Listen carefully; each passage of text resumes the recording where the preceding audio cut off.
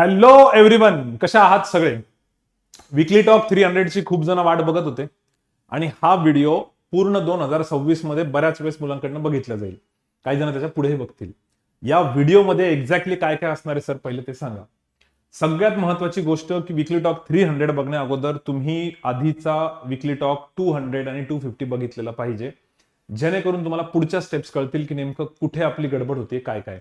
तर स्टार्टिंगला आपण हे सगळ्या इम्पॉर्टंट गोष्टी बघू ज्या 2026 साठी स्पेसिफिकली जेवढे पण आतापर्यंतची मुलं भेटून गेले, ज्यांच्याशी इंटरॅक्शन झाली, तर सगळ्यांना याच गोष्टींवर जास्त बंबार्ड केलेलं आहे की 2026 साठी हा अजेंडा ठेवायचा. जे पहिले 5 पॉईंट्स होते, त्याच्यानंतर वेगवेगळ्या एक्झाम्समध्ये एक एक्झाम्पल आहे फक्त मॅथ्सचं की किती किती क्वेश्चन्स येतात, त्याच्यानुसार आपलं प्रिपरेशन किती आहे, काय जुने मुलं नवीन मुलं, त्याच्यावरती आपण थोडीशी चर्चा करू. त्यानंतर आपला एक स्टुडंट आहे ज्याचं रिझल्ट आला, भरपूर जोरदार आला, त्याच्या रील्स भरपूर व्हायरल झाल्या, त्यांनी खूप जणांना गाईड केलं, त्याच्या मित्रांना पण. त्याचा सीओटी पण असणार आता काही दिवसात, सौरभ पाटीलचा. तर त्यांनी काही हँड रिटन नोट्स तो रेग्युलर दाखवायचा अनालिसिसमध्ये. त्यावेळेस त्याचं एवढंच म्हणणं होतं की माझं रिझल्ट आल्यावर माझं हे तुम्ही बाकीच्यांना सांगा, आत्ता नका सांगू. तर ते सगळं आपण डिटेलमध्ये बघणार आहे की किती इम्पॉर्टंट गोष्टी असतात. पॉझिटिव्ह साईड लक्षात ठेवणं किती गरजेची आहे. नुसतंच प्रिपरेशन करणं, थंडपणे करणं हे तेवढं गरजेचं नाहीये. काही जणांना ह्या सगळ्या गोष्टी मॅटर करतातच. काही जण असे असतील की आम्ही एवढ्या पॉझिटिव्ह अफर्मेशन नाही करत, पण त्याचा किती इम्पॅक्ट पडतो आपण बघू. त्यानंतर कुठल्या कुठल्या याच्या सध्या काय काय मुलांचे फीडबॅक्स आहेत ते बघू. या व्हिडिओबद्दल तर खूप मुलांनी आतापर्यंत 2 दिवसामध्ये अति जास्त फीडबॅक दिलेत, याच्याबद्दल पण थोडीशी चर्चा करू. त्यानंतर पूर्ण जे तुम्ही प्रिपरेशन करताय मॅथ्सचं, त्याच्यामध्ये तुम्हाला वन स्टॉप सोल्युशन का गरजेचं आहे, तुम्हाला एक्स्ट्रा काही करायची काच गरज नाहीये, का तुमचं या सगळ्यांमध्ये कव्हर होतं, हे सगळं मी टॉपिक वाईज, क्वेश्चन वाईज आणि एकदम डिटेलमध्ये की तुमचं काय काय काय काय स्टडी मटेरियलचा फ्लो पाहिजे, पहिले काय करू सर, याच्यानंतर पुढची स्टेप काय पाहिजे, वर्ड प्रॉब्लेम कसे करायचे, तुमचे जेवढे पण डाऊट्स आहेत एवढ्या वर्षभरात जे मुलं विचारतात ते सगळ्या डाऊट्सला याच्यामध्ये एकदम कव्हर केलेले आहे. रिझनिंगचं एकदम डिटेलमध्ये मी बऱ्यापैकी सांगेल, तसा एक स्पेशल व्हिडिओ आहे त्याच्याबद्दल. इंग्लिशचंही पूर्ण सांगण्याचा प्रयत्न करेल. इंटरव्ह्यूचं पण सगळं की इंटरव्ह्यूला कसं कसं असतं, काय करंट अफेअर्सचं, ज्याच्याबद्दल आता डेलीचे 2 सेशन्स चालू, त्याचा मुलांचा फीडबॅक येतो. पण त्यानंतर मुलांना मी हे म्हटलं होतं की विकली टॉक 300 आम्ही बनवतोय, तुमच्याकडनं काही फीडबॅक द्या जो त्याच्यामध्ये आम्हाला पाहिजे, तुम्हाला काय काय अपेक्षित आहेत. त्यांचे पण काही इम्पॉर्टंट पॉईंट्स इथे ठेवलेत. मेंटर्सला पण कम्युनिकेट केलंय. पण हे सगळे पॉईंट विकली टॉक 200 आणि 250च्या व्यतिरिक्त वेगळे जे आहेत त्याच्याबद्दल आपण चर्चा करणार आहे. ठीक आहे. तर अशा पद्धतीने एवढं सगळं आपण आजच्या विकली टॉक मध्ये बघणार आहे. भरपूर स्टुडंट्स हा विकली टॉक 2026ला जानेवारीमध्ये बघत असतील, काही जण फेबमध्ये, काही मार्चमध्ये, काही एप्रिलमध्ये वगैरे वगैरे पुढे असतील. तर तुम्ही जेव्हा केव्हा बघत असेल, बरेच जण जूनमध्ये किंवा जुलैमध्ये किंवा ऑगस्टमध्ये, सप्टेंबर, ऑक्टोबर, नोव्हेंबर 2026लाही बघत असतील किंवा 2027लाही बघत असेल तर काही प्रॉब्लेम नाहीये. फक्त एक रिक्वेस्ट आहे हात जोडून, विकली टॉक 200 आणि 250 तुम्ही आधी बघितलेला पाहिजे. इथे एक डिस्क्लेमर टाकलेलं आहे आम्ही, आणि पूर्ण कंप्लीट बघितलेला पाहिजे. आता यात अशी रिॲक्शन काही जणांची येईल की सर मी विकली टॉक 200 बघितला, 250 बघितला, तरी माझा रिझल्ट येत नाही, मी कुठे कमी पडतोय. मग तेच आपण एक्स्ट्रा याच्यामध्ये डिस्कस करणार आहे. जर एकदम नवीन स्टुडंट असेल, न्यू स्टुडंट्स असतील, तर त्यांनी ती पूर्ण प्रोसेस फॉलो करावी 200, 250ची. आणि त्याच्या व्यतिरिक्त कोणते ग्रुप जॉईन करायचे, मेंटॉर्सला कसं भेटायचं, गॅप पडलेला आहे सर आमचा, किंवा जॉबवाले आहेत त्यांनी काय करायचं, ते सगळे पॉईंट्स मी शेवटी पण ऍड केलेले आहेत. ठीक आहे. तर कुठलाच पॉईंट राहणार नाही. जस्ट इन केस या व्हिडिओमध्ये काही पॉईंट कव्हर नाही झाले अनफॉर्च्युनेटली, जर तुम्हाला असं वाटलं तर तुम्ही कमेंट्समध्ये आवर्जून मेन्शन करा आणि त्या सगळ्या क्वेश्चनचे उत्तर अपकमिंग विकली टॉकमध्ये आम्ही देण्याचा प्रयत्न करू. समजा असं झालं की पुढच्या अपकमिंग विकली टॉकमध्ये तुम्ही प्रेझेंट नाहीये, लाईव्ह नाहीये, तर तुम्ही फक्त इथे कमेंट्स टाकून ठेवा या व्हिडिओच्या कमेंट बॉक्समध्ये. या कमेंट्स आम्ही पुढच्या विकली टॉक्समध्ये घेत राहू. ठीक आहे. आणि क्वेस्ट फॉर्डमध्ये जेवढ्या पण आपल्या ऍक्टिव्हिटीज आहेत. चला तर मग चालू करू. सगळ्यात महत्वाचं मी असं कन्सिडर करतो, परदेला सांगतोय मी, इथं डिस्क्लेमर पण टाकले, सांगणं खूप गरजेचं आहे. प्रत्येक मेंटॉरने मला सांगितलं पहिले मुलांना हे करायला लावा. विकली टॉक 200 आणि 250 हा मागच्या आणि त्याच्या मागच्या वर्षी बनवलेला आहे, ज्याच्यामध्ये खूप डिटेलमध्ये सांगितलेले, खूप डिटेलमध्ये. यासाठी तुम्ही थोडा वेळ काढा, 2 दिवस, 3 दिवस, 4 दिवस, काहीच प्रॉब्लेम नाही. पण एक नोटबुक घेऊन बसा आणि सगळे पॉईंट्स व्यवस्थित बघा की त्यातनं किती आपल्याला पटताय, किती आपल्याला फॉलो केलेले आहेत, किती नाही केलेले आहेत, आणि त्यानुसारच विकली टॉक 300ला या. जर विकली टॉक 300 मध्ये येत आहे तर मला वाटतं या वर्षासाठी पहिले या 5 गोष्टींवर लक्ष ठेवलं पाहिजे. हे मी आधीच्या ऑफलाईन आणि ऑनलाईन दोन्ही विकली टॉकमध्ये बोललो. पहिली गोष्ट सगळ्यात महत्वाची की इन डेप्थ अनालिसिस केलं पाहिजे ऍक्च्युअल एक्झाम्सचं. म्हणजे सर ऍक्च्युअल एक्झामचं पुढे एक्झाम्पल आहे सौरभचं, तर तुम्ही खूप डिटेलमध्ये अनालिसिस केलं पाहिजे. तुम्ही ज्यावेळेस ऍक्च्युअल पेपरला गेले होते त्यावेळेस काय काय गोष्टी झाल्या, जेवढे पण ऍक्च्युअल पेपर झाले तुमचे 2025चे किंवा 2026 मध्ये जरी कोणी बघतंय, तर आतापर्यंत जेवढे पण ऍक्च्युअल एक्झाम तुम्ही दिली त्याच्यामध्ये कुठे कुठे तुम्ही लॅक केलंय, कुठल्या सेक्शनला, जर एक्झाम्पल असं होतंय की सर मला केसलेट खूप चांगलं जमतं, मी युट्यूबला पण केसलेट खूप छान केलेलं आहे, पूर्ण प्लेलिस्ट बघितलेली आहे, पण जर असं होतं की प्रत्येक वेळेस प्रीचा पेपर असू द्या किंवा मेन्सचा तुम्ही केसलेट अटेम्प्टच नाही करत ऍक्च्युअल पेपरला, तर याचा अर्थ केसलेटमध्ये कुठेतरी गडबड आहे, कुठेतरी आपण रट्टा मारलेला आहे. तर इन डेप्थ अनालिसिस मध्ये तुम्हाला हे बघावं लागेल. तुम्ही जर म्हटले सर रिझनिंगचं माझं क्रिटिकल रिझनिंग चांगलं येतं, पण किती पेपरला तुम्ही अटेम्प्ट केलेलंच नाहीये. सर मला पॅराजंबल खूप चांगलं येतं, पण पॅराजंबल मी बऱ्याच वेळेस पेपरला प्रीमध्ये सोडून देतो, किंवा ब्लड रिलेशन मला खूप चांगलं येतं, पण मी ब्लड रिलेशन रिझनिंगमध्ये कधी अटेम्प्टच करत नाही. मी एक्झाम्पल दिले फक्त. असं तुम्ही खूप डिटेलमध्ये एकदा चेक करा की जेवढे पण ऍक्च्युअल पेपर झाले त्याच्यामध्ये कुठल्या कुठल्या सेक्शनला कुठे कुठे गडबड झाली. आणि याच्यासाठी प्रत्येक पेपर झाल्यानंतर कंपल्सरी म्हणजे कंपल्सरी बेसिसवर त्या पेपरचा अटेम्प्ट, त्यातले कोणकोणते क्वेश्चन्स तुम्ही सॉल्व्ह केले होते, म्हणजे नंबर ऑफ क्वेश्चन्स पण आणि टॉपिक पण लिहून घ्यायला पाहिजे. जे नाही केले ते पण लिहायला पाहिजे. पेपर झाल्यावर कदाचित मूड खराब असतो, पण त्याच्या 2 तासानंतर 3 तासानंतर जेव्हा केव्हा तुम्हाला बरं वाटेल, हे सगळं अनालिसिस कामात येतं अशा वेळेस की यार नेमकं आपली चूक काय झाली. तुम्ही जर म्हटलं की सर माझं का सिलेक्शन नाही होते, त्याच्यासाठी हे सगळं अनालिसिस गरजेचं राहील. तर सगळ्यात पहिले ऍक्च्युअल एक्झाम जे आहे त्याला व्यवस्थित रिकॉल करा. सर याच्यामध्ये वेळ जाईल, वेळ जाऊ द्या, पण हा वेळ गेल्यानंतर काय होईल, तुम्हाला पिक्चर क्लिअर होऊन जाईल की तुमचा नेमका वीक एरिया कोणता आहे. आणि पुढचा जो पिरियड आहे आता फेब्रुवारी, मार्च, एप्रिल, मे, हा एकदम प्रॉपर पिरियड असतो प्रिपरेशनसाठी, बँक एक्झामचा, इन्शुरन्स एक्झामचा. आता काही मुलं जून जुलैला बघतील तर त्यावेळेस पण हे सगळं राहील, पण त्यावेळेस त्यांच्याकडे तितका टाइम नसणार आहे, मग त्यांना ते थोडंसं फास्ट करावं लागेल. अनफॉर्च्युनेटली त्यावेळेस थोडंसं फास्ट करावं लागेल. ठीक आहे. बरं सर, मग पुढे इन डेप्थ अनालिसिस मॉक एक्झाम्सचं पण. हा पहिला पॉईंट होता, ऍक्च्युअल एक्झामवर आपल्याला फोकस करायचे. दुसरा पॉईंट आहे मॉक एक्झाम्स म्हणजे सर म्हणजे मॉक टेस्ट. ठीक आहे. जेवढ्या पण तुम्ही मॉक टेस्ट दिल्या, तर बरेच जण मॉक टेस्ट देता, मूड चांगला असेल तर ठीक आहे, खराब असेल तर सोडून देता, तेवढं सिरियसली घेत नाही, वरच्यावर बघून घेतात. तर असं बिलकुल नाही चालणार.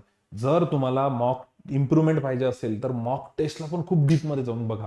बऱ्याचशा मॉक टेस्ट अशा आहेत की ज्यांच्या अनालिसिसमध्येच त्यांनी तुमची स्ट्रेंथ आणि विकनेस सांगितलेलं असतं टॉपिक वाईज. ठीक आहे. आजकाल एआयचा यूज पण बरेच मुलं करतात, तो स्कोअर तिकडे टाकून, ते पण जमतं. पण माझं म्हणणं आहे की याला थोडंसं धरून बसा, एक चांगली नोटबुक बनवा. हे सगळं पुढे सौरभ पाटीलच्या त्यांनी सांगितलेलं आहे. तुमचा अटेम्प्ट किती, तुमचा स्कोअर किती आहे, किती यायला पाहिजे, किती नाही, हे सगळं याला तुम्ही सेल्फ अनालिसिस एक नाव देऊ शकता, काही प्रॉब्लेम नाही आहे. तिसरं जे आहे, हे 2 गोष्टी जर झाल्या असतील, आता बरेच मुलं असं म्हणतील की सर आम्ही दोन्ही केलेले. तुम्ही जे म्हणताय सर आम्ही केलेले, तरी आमचा रिझल्ट नाहीये. जर तुम्हाला असं वाटतं तुम्ही दोन्ही केलेले, तर फक्त सौरभच्या अनालिसिसमध्ये बघा की तुम्ही तसं केलेलं आहे का जे तुम्हाला वाटतंय. बऱ्याच मुलांचं म्हणणं असतं सर मी माझं 100% देतो तरी माझं सिलेक्शन होत नाही. 100% देतो असं तुम्हाला वाटतं, पण तुम्ही ऍक्च्युअली 100% दिलंय का? मग सर ते कसं चेक करायचं? आता या दोघांसाठी तुम्ही पुढच्या स्लाइडमध्ये एक्सप्लेन केलेलं तिथं चेक करा. तिसरं तुम्ही हे पहिले कम्युनिकेट करा, मेंटॉर्सला किंवा सिनियर्सला एकदा थोडंसं अनालिसिस दाखवा, विचारा. आता समजा तुमचा मेंटॉर असतील स्वामी सर किंवा दीपक सर किंवा ओम सर, तर त्यांना एकदा विचारा की सर मी तुमच्याकडे इतक्या दिवसापासून येतोय किंवा येते, तुम्हाला काय वाटतं माझे कुठे वीक एरिया आहे, कुठे माझी गडबड आहे, कुठे मी इम्प्रूव्ह करायला पाहिजे, कुठे मी ऐकत नाही, कुठे मी इगोवर घेतो, कुठे मी स्वतःला शहाणा समजतो, कुठे मी थोडंसं लाईटली घेतो, कुठे मी कॅज्युअली घेतो. हे मेंटॉर्सला किंवा सिनियर्सला एकदा विचारा. जर त्यांचं म्हणणं असतं की हे पॉईंट मला वाटतंय, तू म्हणाल नाही नाही हे तर मी नीट करतो, मग हाच मुद्दा आहे. बऱ्याच वेळेस समोरचा आपल्याला सांगतो, पण आपण ऑलरेडी रिजिड बनलेलो असतो की नाही मला माहिती माझं सिलोजियम चांगले मी करणारच नाही, पण तुमचे मार्क्स त्याच्यात जात आहे, त्यांना दिसतंय, पण तुम्ही त्याला रिअलाइज नाही करत. तर हे एकदा कम्युनिकेट करा. ज्या मुलांची कंप्लेंट आहे की यार मी पुढे काय करू, स्पेशली जुन्या मुलांनी याला टू द पॉइंट लिहून काढा, बघा इथे आपण पडतोय का. बऱ्याच जणांचं असं असतं मॉकच्या अनालिसिसमध्ये पण आवडता सब्जेक्ट आहे समजा रिझनिंग किंवा इंग्लिश, त्याचं अनालिसिस करणार, मॅथ्सचं करणार नाही, किंवा फक्त मॅथ्स लॉजिक करणार, इंग्लिशचं अनालिसिस करणार नाही. तर असा गाढवपणा असेल तर मग गडबड तर होईलच. ठीक आहे. चौथा आहे की जर मेंटॉर्स नंतर पण तुम्हाला असं वाटलं की सर मला अजून थोडंसं पाहिजे होता काही पिक्चर, तर तुमचे ग्रुप मेंबर्स जे आहे किंवा सिलेक्ट झालेले जे स्टुडंट्स आहेत ज्यांच्यासोबत तुम्ही कम्युनिकेट करत होते बॅच चालू असताना, बॅच झाल्यानंतर, त्यांना थोडंसं एकदा विचारा. बऱ्याच ग्रुप मेंबर्समध्ये तुम्हाला ऐकायला भेटेल की यार यांनी ना बरोबर सांगितलं होतं मला त्यावेळेस, पण मी जेवढं नीट ऐकलं नाही किंवा मला राग येईल म्हणून ते पूर्ण सांगत नव्हते, आता त्यांचं सिलेक्शन होऊन गेलं. बऱ्याच ग्रुप्समध्ये असं होतं की यार माझे काही ज्युनियर्स आले, मी त्यांना मदत केली, पुढे होऊन गेलं. या सगळ्यांमध्ये काय होतं ना, एक खूप महत्वाची गोष्ट आहे, बरेच मुलं त्यांची स्वतःची रेप्युटेशन टिकवण्यासाठी ग्रुपमध्ये म्हणा किंवा बाकीच्या टीचर लोकांसोबत म्हणा किंवा त्यांच्या नजरेत चांगले येण्यासाठी ना अटेम्प्ट वगैरे थोडेसे फेक दाखवतात, थोडेसे खोटे अटेम्प्ट दाखवतात की नाही माझा इतका अटेम्प्ट झालाय, किंवा थोडं खोटं सांगतात पेपर खराब गेलं तरी, आणि मग नंतर जेव्हा रिझल्ट नाही त्यावेळेस त्यांना रिग्रेट होतो. तर बस ह्या गोष्टींमध्ये शक्यतो पडू नका. जे खरं आहे ते त्यांच्यासोबत शेअर करा, याच्याने तुम्हालाच थोडंसं पुढे बेटर फील होईल. कारण इथे खूप मेंटर्सने मला सांगितलं की सर मुलं थोडंसं हाईड करतात, घाबरतात, नंतर येऊन एकट्यात बोलतात, ग्रुपमध्ये आल्यावर सांगतात की नाही माझं सगळं चांगलं चालू आहे, पण एकट्यात सांगतात की नाही चालू. तर ह्या सगळ्या गोष्टी होईल तेवढ्या लवकर क्लिअर करा, कारण या सीझनमध्ये तुम्हाला कुठे काही गडबड नाही पाहिजे. ठीक आहे. त्यानंतर जर समजा एखाद्याचं म्हणणं असतं सर मी पहिला, दुसरा, तिसरा, चौथा 4ही पॉईंट्स केलेले, तुम्ही जे म्हणताय ना सर हे सगळं मी केलेलं, हे बघा माझ्याकडे सगळं प्रूफ आहे, तरी माझा रिझल्ट काय येत नाहीये, तर मग मी म्हणाल की थोडंसं वेट करा. मे बी तुमचा रिझल्ट ड्यू असणार आहे, तुमचा रिझल्ट येण्यावर असणार आहे, तुम्हाला फक्त थोडंसं पेशन्स ठेवावं लागेल आणि ही प्रोसेस कंटिन्यू करावं लागेल. मग शेवटचा पॉईंट राहील तुमचा, गिव्ह टाइम सम टाइम. बस थोडासा वेळ द्या तुम्ही, तर मग तुमचा रिझल्ट ड्यूच असणार आहे. पण बरेच मुलं इथं पण गिव्ह अप मारून देतात. त्यांना असं वाटतं यार मी एवढं सगळं करतोय, सर सांगताय, मला हा सिनियर सांगतोय, हे मेंटॉर सांगताय, पण बस झालं आता मला वाटतं की काय होत नाही माझ्याकडून, मी सगळं सोडून देतो. जर तुम्हाला वाटतं की तुम्ही हे इमानदारीने फॉलो करताय चारही गोष्टी, पहिली गोष्ट तर असे 1-2 मुलं असतील बोटावर मोजण्या एवढे जे सगळं इमानदारीने करतात. 1-2च मुलं असतील, बाकीचे नाही करत, कारण त्यांना कधी कधी कंटाळा येतो. आणि ते 1-2 मुलं जे आहेत त्यांना पण दिसत असेल की यार मी एवढं केल्यानंतर माझा रिझल्ट येणारच, त्यांना आतून कळतंच. आणि जे मुलं सिलेक्ट झाले ते पण कधी कधी सांगतात की यार मी 70-80% केलं तरी माझं झालं. बरेच जण जे नाही करत त्यांनी पहिले हे फॉलो करा, आणि त्यानंतर जर फॉलो करत असेल तर थोडासा टाइम द्या, हे सगळ्यात इम्पॉर्टंट आहे. आता याच्यामध्ये सर तुमचं काय म्हणणं आहे, की माझं म्हणणं आहे की बघा, जर नीट मॅथमॅटिक्सचा फक्त आपण पार्ट बघू कॉन्टचा, एसबीआय पीओला 30 क्वेश्चन्स आहे, आयबीपीएस पीओला 15 आणि 20 असे 35 क्वेश्चन्स येतात. आरआरबी पीओला 40 क्वेश्चन्स येतात मॅथ्सचे. हे सगळे मेन्सचं बोलतोय, प्रीचं नाही बोलतोय. एसबीआय क्लर्कला 50 क्वेश्चन येतात, आयबीपीएस क्लर्कला 15 आणि 20 येतात. तर काही ठिकाणी 30 क्वेश्चन्स आहे, काही ठिकाणी 35, काही ठिकाणी 40, काही ठिकाणी 45, काही ठिकाणी 50 असे वेगवेगळे क्वेश्चन्स असतात मॅथ्सचे. ठीक आहे. सिलेबस सगळा तोच असतो जो आपण ऑलरेडी शिकलेलो आहे बॅचमध्ये, ऑनलाईन असो किंवा ऑफलाईन असो. पण प्रॉब्लेम काय होतो, जर फक्त 2 एक्झाम्स बघितल्या, एसबीआय पीओ आणि आयबीपीएस पीओ, त्याच्यातही कधी कधी थोडंसं सोपंच केलेलं त्यांनी. पण या बाकी सगळ्या एक्झाम्समध्ये जर तुम्ही लेवल ऑफ डिफिकल्टी बघितली तर इतकी डिफिकल्ट नाहीच आहे, जे मुलांनी थोडासा इश्यू बनवून ठेवलेला. आता ह्या मेजर जर बँकच्या एक्झाम्स बघितल्या 6, त्यानंतर इन्शुरन्सच्या जरी बघितल्या, तर इथून इथपर्यंत वेगवेगळे क्वेश्चन्स असतात. जेवढे मुलं सिलेक्ट झाले, तुम्ही त्यांना इन्शुरन्सवाल्यांना विचारा, ते म्हणतील यार लेवल जे ना आपल्या नोट्समध्ये जे 3 सेक्शनमध्ये आपण शिकवतो, प्री प्लस मेन्स आणि मेन्स, त्यातलं प्री आणि प्री प्लस मेन्स जो आहे ना, हाच मेजॉरिटी पार्ट इन्शुरन्सला, क्लरिकलला, आयबीपीएसच्या, आरआरबीच्या, एसबीआयच्या आणि आरआरबीपीओच्या मेजॉरिटी विचारला जातो, मेजॉरिटी. मग सर थोडासा अवघड काय असतो, तो आपला मेन्सचा पार्ट असतो, जो आपल्या क्लासच्या नोट्समध्ये पण आहे, बाकी प्रॅक्टिस शीटमध्ये पण आहे. तर माझं म्हणणं आहे की सगळ्यांनी तो पार्ट केलाच पाहिजे एकदम आधी, तरच तुमचं सिलेक्शन होईल असं नाहीये. तरी तुमचं बऱ्यापैकी एक्झामचं काम होऊन जातं, पण पहिलं ते तरी व्यवस्थित करा. कारण त्या बर्डन खाली एवढं कसं करू, एवढं कसं करू, या चक्करमध्ये जे कामाचं आहे तेवढं पण होत नाही. म्हणजे माझं म्हणणं आहे की 3 सेक्शनमध्ये आपली नोट्स आहे, प्री प्लस मेन्स आणि मेन्स. त्यातला मेन्सवाला पार्ट इनिशियली नाही केला, पण प्री आणि प्री प्लस जरी करून ठेवला तरी तुमच्या भरपूर एक्झाम्स क्लिअर होतात, भरपूर. ते थोडंसं नीट डोकं लावा, ज्या ज्या मेन्स तुम्ही दिल्या. आता बऱ्याच जणांनी आयबीपीएस क्लर्क मेन्स दिली असेल, आरआरबी पीओ मेन्स दिली असेल, त्यात कॉन्टचं बघा ना तुम्ही. जर तुम्हाला ऍव्हरेज अटेम्प्ट करायचा आहे तर त्यासाठी खूप एकदम डेप्थमध्ये खूप एक्स्ट्रीम अवघड प्रिपरेशन पाहिजे असं काहीच नाही. त्या 2 एक्झामची जिथं थोडीशी गरज पडते, 2 एक्झाम, म्हणजे 2 एक्झामच्या चक्करमध्ये 20-25 एक्झामला आपण इनजस्टिस नको द्यायला. मी लिहिल्या इथे कमी आहे, पण जर टोटल वर्षभर सगळ्या एक्झाम दिल्या तर 20-25 एक्झामचा आरामात भरल्या जातात, क्लरिकल प्लस ऑफिसरच्या पकडून. आरामात म्हणतो मी, एकदम आरामात. याच्यामध्ये बाकीच्या तर पकडल्याच नाही, अजून खूप असतात. ठीक आहे. सो हा एक मुद्दा पहिले क्लिअर करा जुन्या स्टुडंट्सनी, की सर आम्हाला जुन्या स्टुडंटचा टॅग तर लागलेला आहे, पण आम्ही तर ऍक्च्युली अजून एवढं प्रिपरेशन नाही केलं की या एक्झाम पण क्लिअर होतील. बऱ्याच जुन्या मुलांना असं वाटतं यार सर माझी एकही मेन्स नाही निघाली. जुने मुले फक्त ठप्पा लागलाय तुम्हाला, तुम्ही मेन्स नाही निघाली असं म्हणण्यापेक्षा मला सांगा तुमचं प्रिपरेशन किती आहे या सगळ्या एक्झामसाठीचं.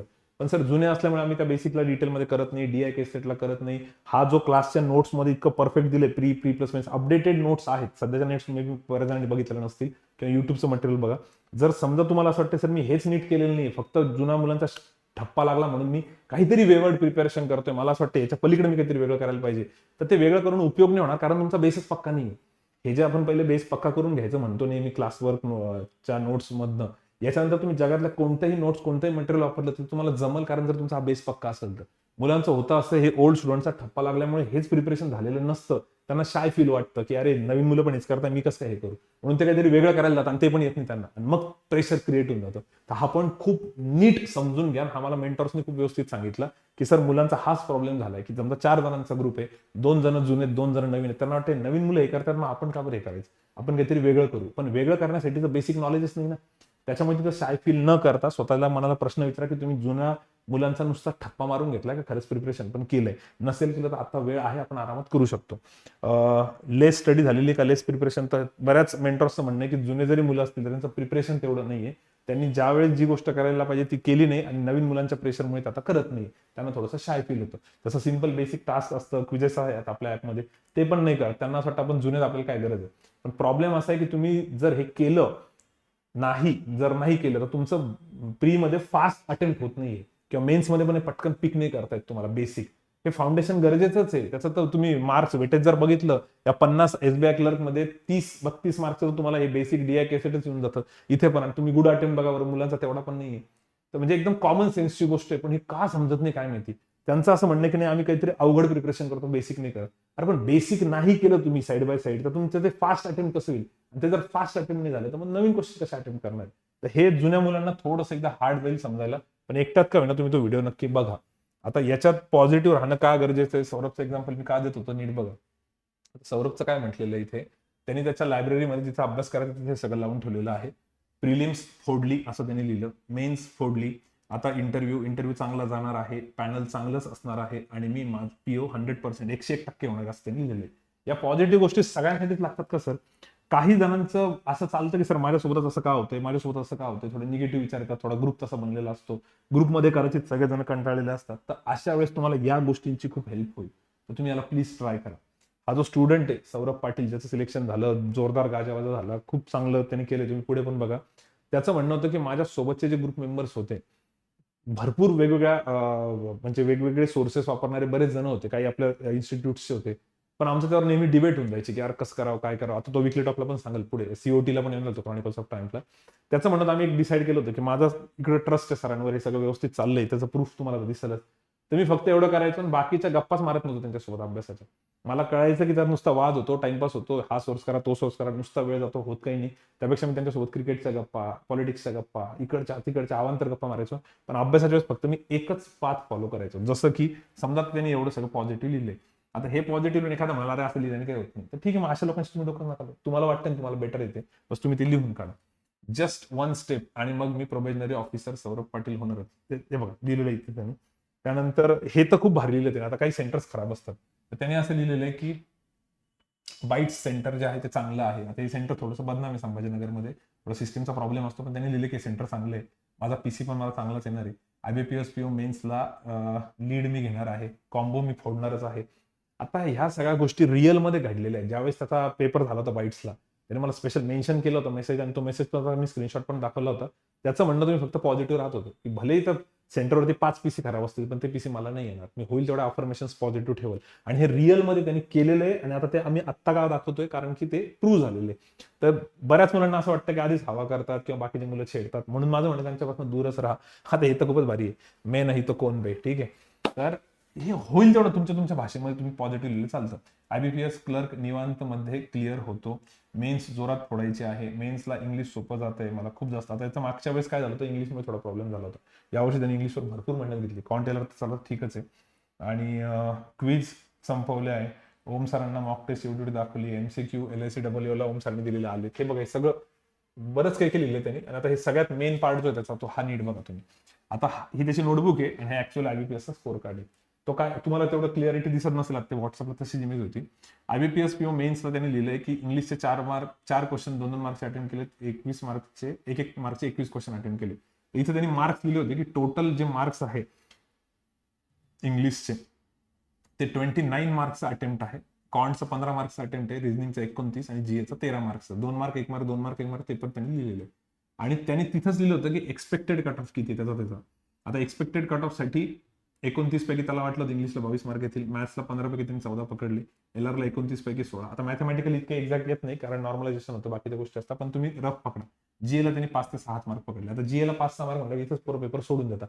आता माझं काही सिलेक्शन होणार नाही वगैरे, पण पेपर तेवढा टफ असेल, त्याचं तेवढं प्रिपरेशन आहे. तर त्यांनी एक्सपेक्ट केलं होतं की 67 मार्क्स पर्यंत मला येतील. डिस्क्रिप्टिव्ह जे आहे त्यामध्ये 14 वर्ड्स माझे रिमेनिंग होते, तर मला 12 ते 15 मार्क्स येतील, असं त्याचा एक्सपेक्टेड आहे इथे. 75 ते 85 हे त्याचा एक्सपेक्टेड स्कोर होता. पेपर झाला त्या दिवशी त्यांनी सगळं केलं, सोडून दिलं. ज्यावेळेस रिझल्ट आला त्याचा स्कोर आहे 82.75. एक्सपेक्टेड होता 75 ते 85, तेवढाच आला. आता तुम्ही म्हणाल की सर आम्ही पण एक्सपेक्टेड लिहितो, पण आमचा स्कोर खूपच कमी येतो. आमचा स्कोर खूप कमी येतो त्यासाठी कारण काय माहिती का? त्याचं असं म्हणणं होतं की सर मी खूप डेप्थमध्ये अनालिसिस करायचो. प्रत्येक जी नॉर्मल मॉक आहे, जे मी एकदम स्टार्टिंगला बोललो तुम्हाला, आता एक्झाम नंतरचं पूर्ण बघूनच घ्या. हे त्याचा आहे आयबीपीएस क्लर्कचं प्रिलिम्स. 21 मॅथ्सचा, 21 इंग्लिशचा अटेम्प्ट आहे, 15 एक्सपेक्टेड आहे. कॉन्ट 29 अटेम्प्ट आहे, 29 एक्सपेक्टेड आहे. रिझनिंग 35 अटेम्प्ट आहे, 35 एक्सपेक्टेड आहे. 79 मार्क्स त्याला एक्सपेक्टेड आहे, त्याला भेटले 79.50. जे त्यांनी जेवढं एक्सपेक्ट केलं तेवढंच. ठीक आहे. ट्रिकी वाटला सर मला हा, इंग्लिशमध्ये ऑप्शनमध्ये कन्फ्युजन होतं, त्यामुळे मी रिस्क नाही घेतली. आता हे पण चांगले की तुक्केने मारले, बरेच पुढे तुक्के मारता, हवा करता, हा फालतूपणा करायचा नाही. ठीक आहे. कॉन्ट चांगलंच ट्राय केलेलं आहे, बाकी ते त्यांनी समजा तसं लिहिलंय. तर हे पण त्याचे मार्क्स बघा, 79 एक्सपेक्टेड होते, 79.50 त्याला आलेले. सर मग याच्यामध्ये तुम्हाला मेन काय सांगायचं? मेन मला हे सांगायचं, जेवढं मी सौरभ सोबत बोललो त्याचा सीओटी होणार आहे पुढे, तुम्ही त्याचा सीओटी पण बघा. त्याचं म्हणणं होतं की सर हा जो पॉईंट आहे ना ऍक्च्युअल एक्झामचा, याच्यावर मी खूप मेहनत घेतली ऍक्च्युअल एक्झामवरती, की ऍक्च्युअल एक्झाममध्ये माझं काय काय झालं जे तुम्ही आता बघितलं तो सगळं लिहून ठेवायचा. आणि मॉक टेस्टमध्ये खूप काही त्यांनी ना लिहून ठेवलं होतं. तर त्याला ना जजमेंट यायला लागलं होतं की यातले अवघड क्वेश्चन हे सोपे क्वेश्चन हे. याच्यासाठी तो सीओटी देईलच, सीओटी मध्ये सांगेलच, पण त्यांनी मला हे सांगितलं होतं की ओम सरांचा मला खूप जास्त फायदा झाला होता. कारण की त्यांनी त्यांचं स्कॉलरशिप बॅचमध्ये अनालिसिस घेतलं होतं पेपरचं, की कुठले क्वेश्चन पकडायचे, कुठले क्वेश्चन सोडायचे. आज जे युट्यूबला आहेत त्याच्यामध्ये एक मॉक टेस्ट स्ट्रॅटेजी अनालिसिसचा एक व्हिडिओ आहे. याच्या डिस्क्रिप्शन मध्ये पण भेटेल तुम्हाला या व्हिडिओच्या. तर त्याला चांगले 60-70 हजार व्ह्यूज असतील. तो व्हिडिओ बघा, त्याच्यामध्ये मी सांगितलेले की कुठले क्वेश्चन पकडायचे, कुठले क्वेश्चन सोडायचे. आणि रेग्युलर जेवढे पण पेपर्स होतात ऍक्च्युअल, त्यांच्या रिव्ह्यू मध्ये पण आम्ही सांगतो की या पेपरमध्ये हे पकडायचे सारखे होते, हे सोडायसारखे होते. पण तुम्ही म्हणाल की ऍक्च्युअल पेपरच्या आधीच आम्हाला हे सगळं कळायला पाहिजे, त्यासाठी तुम्हाला मेंटॉर्सची मदत घ्यावी लागेल. मेंटॉर्सला विचारू शकता सर या पेपरमध्ये मी हे केले, हे नाही केलं, बरोबर केलं का, ग्रुप मेंबर झालं हे. तर ह्याच्यात सगळ्या ठिकाणी ना तुम्हाला इन डेप्थ अनालिसिस लागणार आहे. स्पेशली जुन्या मुलांनी फक्त स्वतःच्या मनाला प्रश्न विचारा की तुम्ही हे एवढं सगळं डिटेलमध्ये करता का. बऱ्याचशा जुन्या मुलांचं हे असेल की सर आम्ही उठतो, आवडला मूड असला तर आम्ही मॉक टेस्ट देतो, जेवढं आवडेल तेवढं अनालिसिस करतो, सोडून देतो. मेजॉरिटी मुलं असं करतात. काही मुलं थोडं अजून डेप्थ मध्ये करत असतील, पण तरी पण तितक्या डेप्थ मध्ये नसतील जात जेवढं जायला पाहिजे. आणि जर तुमचं म्हणणं असेल की आम्ही हे सगळं करतो, तर मग तुम्ही थोडासा टाइम द्या, तुमचा रिझल्ट थोडासाच येण्याच्या मार्गावर असेल, पण तुम्ही थोडंसं वेट करत नाही तिथे प्रॉपर घाई करताय. तर ह्या सगळ्या गोष्टी नीट बघा. सौरभचं जे म्हणणं आहे त्याचं आता सांगणं खूप गरजेचं आहे, कारण त्याचा आता रिझल्ट आलाय. आणि सौरभ सारखे असे भरपूर स्टुडंट असतील, त्यांनी पण बॅक एंडला हे बरंच केलेलं आहे. काही जण तेवढा शो ऑफ नाही करत, त्यांना असं सांगणं थोडंसं अवघड वाटतं. काहींचं म्हणणं आहे की हे शो ऑफ नाही, हे दाखवणं गरजेचं आहे, कारण याच्याने बऱ्याच मुलांना फायदा होईल. असा फायदा कोणाच तरी सिनियरचा बघून यांना पण झाला असणार आहे. त्यामुळे प्लीज ह्या गोष्टींना तुम्ही किती डेप्थमध्ये केलेलं आहे त्याचा प्लीज एकदा विचार करा. एका पेजवरती लिहून काढा, नसेल केलं तर करा. मग सर मेंटॉर्सला वगैरे कसं कम्युनिकेट करायचं, कसं यांच्यासोबत कॉन्टॅक्टमध्ये राहायचं, ते सगळंच मी तुम्हाला पुढे सांगतो. आणि जेवढ्याही मुलांशी माझं बोलणं होतं, आता जेवढे मुलं सिलेक्ट झाले प्रत्येकाचा नंबर माझ्या मोबाईलमध्ये आहे. कारण फेलिसिटेशन जेव्हा आम्ही त्यांना इन्व्हिटेशन देतो त्यावेळेस बोलणं होतं, किंवा रिझल्टच्या आमचं बोलणं होतं. तर भरपूर जण मला म्हणतात की सर प्लेलिस्टचा खूप फायदा झाला. मी मागे ऑफलाईन विकली टॉकला पण बोललो की प्लेलिस्ट मी एकदा चेक केली होती, प्लेलिस्टला व्ह्यूज किती. प्लेलिस्ट हे पण युट्यूबच्या चॅनलवरती आहे, जिथे तुम्ही आता व्हिडिओ बघताय, तुम्ही प्लेलिस्ट म्हणून एक ऑप्शन बघा, पॉडकास्ट, लाईव्ह, प्लेलिस्ट सगळ्यात शेवटी. तर प्लेलिस्टमध्ये जा, त्याच्यामध्ये तुम्हाला कॉनची प्लेलिस्ट दिसेल. 198 व्हिडिओ झाले, उद्या 199 होईल, लवकरच 200 होऊन जातील. तुम्ही व्हिडिओ बघत असेपर्यंत 250 पण होतील एखाद्या वेळेस, जे कोणी 2-4 महिन्यांनी बघतील. त्याच्यामध्ये कॉन्टची आपली जी प्लेलिस्ट आहे, ज्याचा म्हणजे त्याच्या बाहेर काहीच पेपर सेट होत नाही. तुम्ही कोणता पेपर उचलून काढा, तुम्हाला त्या टाईपचे क्वेश्चन या 200 व्हिडिओमध्ये दिसतीलच. इतकं रिलिव्हंट सेशन घेतलेलं आहे. त्याचे 3 लाख व्ह्यूज आहे. हे व्ह्यूज आम्ही हाताने टाईप नाही करत, हे जेन्युअन व्ह्यूज आहेत. ठीक आहे, हे कदाचित तुम्हाला नसतील दिसत. ऍज अ ओनर आम्हाला प्लेलिस्टचे व्ह्यूज दिसतात, तुम्हाला प्लेलिस्ट दिसेल. तर आम्हाला ते कुठलं पण चॅनल असेल, जो कोणी ओनर असेल त्याला ते दिसतील. आता क्रॉनिकल्स ऑफ ट्राईम, ज्याच्यामध्ये सौरभ येईलच पुढे. आता 148 झाले, सौरभ मे बी 149-50 किंवा 101 ला येईल. याच्यात भरपूर मुलांनी त्यांच्या सक्सेस स्टोरी सांगितलेल्या, त्यांचे फंडे सांगितलेले. आता हे किती मुलं खरंच ऐकतात आणि त्यातनं फॉलो करतात ते पण बघा. तर त्याला काहीतरी 86,000 व्ह्यूज आहेत. त्यानंतर आपल्या कॉनच्या डीआय केसलेटच्या सेपरेट प्लेलिस्ट बनवलेली आहे. डीआयची वेगळी, केसलेटची वेगळी, डीआय केसलेटची एकत्र आहे, नंबर सिरीजची वेगळी, अरिथमॅटिकची आहे. 87,000 व्ह्यूज आहेत. तर जेवढे मुलं सिलेक्ट होतात मला नेहमी सांगतात की सर या प्लेलिस्टचा आम्हाला खूप फायदा झाला. तर माझं पहिलं म्हणणं आहे की जेवढे पण एसएससीचे स्टुडंट्स आहेत, जे ऑनलाईन ऑफलाईनचे आहेत, तुम्ही ही सगळी प्रोसेस फॉलो करताय का एकदा बघा. जर तुमचं म्हणणं आहे की सर माझा रिझल्ट येत नाही, मी प्लेलिस्ट काही बघितलेलं नाही, तर प्लीज बघा, तिथून काम होऊ शकतं. आणि असं भरपूर काही आहे. म्हणजे मेन तर तुम्हाला हे सगळं माहिती असलं पाहिजे की आपल्या ऍक्टिव्हिटीज चालतात किती. जेवढेही मुलं सिलेक्ट होतात ते जे पण फीडबॅक देतात मॅक्झिमम आम्ही इम्प्लिमेंट करण्याचा प्रयत्न करतो. त्याच्यावर आम्ही हा एक व्हिडिओ बनवलेला आहे, याची लिंक तुम्हाला डिस्क्रिप्शनमध्ये भेटेल, टेलिग्रामलाही भेटेल. How SSA works for your results before, during आणि आफ्टर द बॅच. तर याच्यात एक 20 मिनिटाचा व्हिडिओ बनवलेला आहे, याच्यात सगळं सांगितलेलं आहे. त्याच्यातल्या पण मी तुम्हाला काही आयडियाज इथे देऊन टाकतो, पण तो व्हिडिओ नक्की बघा. त्याच्या काल परवापासूनच मला खूप जास्त मेसेजेस आलेत मुलांचे की सर एकदम जबरदस्त सांगितलं ना, आम्ही खरंच नव्हतो करत.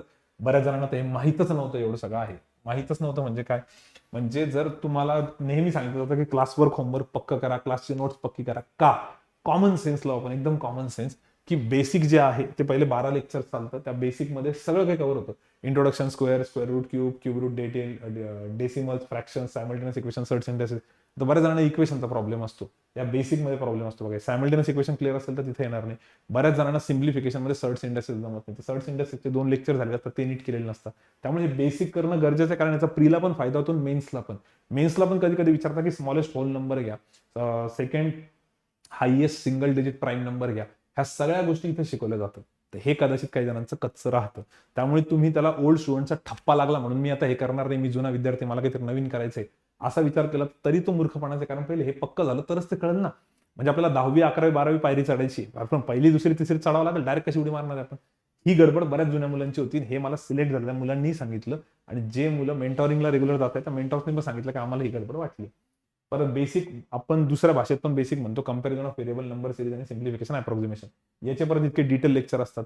हे पण डिटेलमध्ये करणं गरजेचं आहे, कारण याच्यात सगळ्या टाइप्स असतात.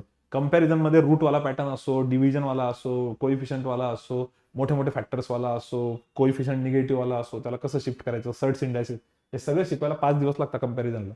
आणि याच्यावर किती मेहनत असते आपली, रट्टावाला पार्ट वगैरे. तर हे सगळं आधीच्या 200-250 मध्ये पण आम्ही सांगितलं असणार आहे. पण तुम्ही एकदा नीट बघा की क्लास वर्क, होमवर्क करणं, ऑनलाईन बॅच असो किंवा ऑफलाईन बॅच असो, नंबर ऑफ लेक्चर्स फिक्स असतात सगळ्यांचे. मटेरियल फिक्स असतं की एवढं मटेरियल सगळ्यांना डिलिव्हर होतं, कमी जास्त काही होत नाही. लेक्चर एखाद दुसरं इकडे तिकडे होऊ शकतं, कधी लाईट गेली तर 5च्या ऐवजी 6 लेक्चर होतील वगैरे. पण हे इतक्या डीपमध्ये तुम्ही खरंच केलंय का, एकदा स्वतःच्या मनाला विचारा. जुन्या मुलांनी स्पेशली, नवीन तर करणारच आहे, मला त्यात डाऊट नाहीये, पण जुन्या मुलांनी, कारण बऱ्याच मुलांची ही कंप्लेंट्स आहेत मेंटॉर्सची की सर या पोरांचं बेसिक पक्क नाही, पुढे पुढे पळता येतं. हे बेसिक पक्क करा. त्यानंतर आपलं डीआय केसलेट जे आहेत, आता ते नवीन याच्यानुसार तर बरंच सिलेबस वाढलाय. 13 लेक्चर डीआयला, 8-9 केसलेटला चालले. तर अपडेटेड आहे त्यात सगळं. बरं, त्यात सगळं सर पेपरचेच क्वेश्चन आहे का? पेपरच्या क्वेश्चनच्या व्हॅल्यूज चेंज आहे.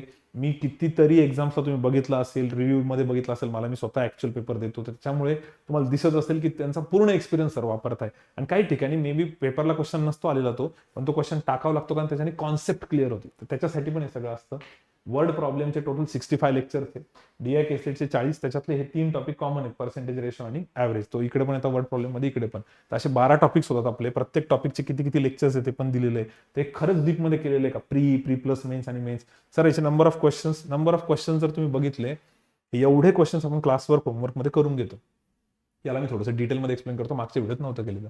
टोटल लेक्चर्स 110 असतात. 110च्या वरतीच जातात. नवीन पॅटर्न नुसार तर 110 येतात, नवीन जे अपडेटेड नोट्स आहेत. 90 मिनिटाचं एक लेक्चर असतं, ऑनलाईन असो किंवा ऑफलाईन असो. समजा असं झालं, समजा की बाबा तुम्ही सर 60च मिनिटाचं लेक्चर पकडतो आम्ही. आता बरेचसे मुलं काही नॅशनल लेवलचं प्लॅटफॉर्मला कधी कधी हिंदीमध्ये करतात, त्यांना ते कळत नाही, परत इकडे ऍडमिशन घेतात.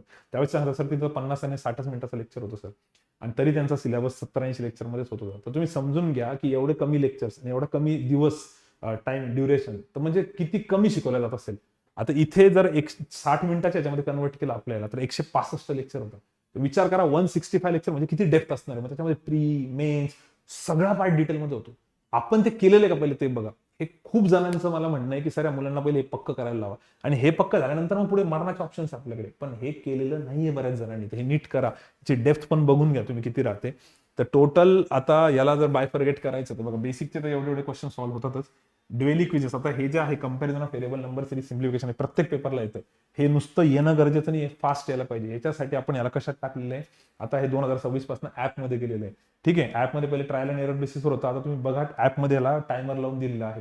याच्यामध्ये जर तुम्ही 2026 ला पूर्ण वर्षभर रोज एक एक एक एक एक याची पीडीएफ सॉल्व्ह करत बसले, किंवा ऍपमध्ये क्विजेस सॉल्व्ह केल्या, 500 जरी पकडल्या, 500 तर आहेच आपल्या याच्यात नंबर्स, रोज एक एक एक अपलोड होईल. फक्त ते 15-15 क्वेश्चन येतात. तुम्ही 10 जरी पकडले, 500 मी सांगितलं तर किती क्वेश्चन होतात, 5000 प्लस कंपॅरिझनचे क्वेश्चन, 5000 प्लस सिम्प्लिफिकेशन अप्रॉक्सिमेशनचे, 5000 याचे नंबर सिरीजचे, सगळ्यांच्या आहेत. ऍप चेक करा, ऍपमध्ये सगळं आहे. जे जुने मुलं असतील त्यांनाही सांगा, ते म्हणतील अरे आम्ही बघितलंच नव्हतं, आम्हाला माहितीच नव्हतं. तर हे सगळं पीडीएफ मध्ये टेलिग्रामला इतके दिवस येत होतं, आता ते सगळं ऍपमध्ये पण येते. काही दिवस अजून आपण पीडीएफ मध्ये ठेवतोय मुलांना कळेपर्यंत, नंतर पूर्णपणे ऍपमध्ये देईल. सगळं दोन्हीकडे चालू आहे. बरं, डीआय केसलेटचे सेटच आपले इतके जास्त झाले आहेत, तरी 800 प्लस सेट जातील. सध्या 700 काहीतरी नंबर चालू आहे.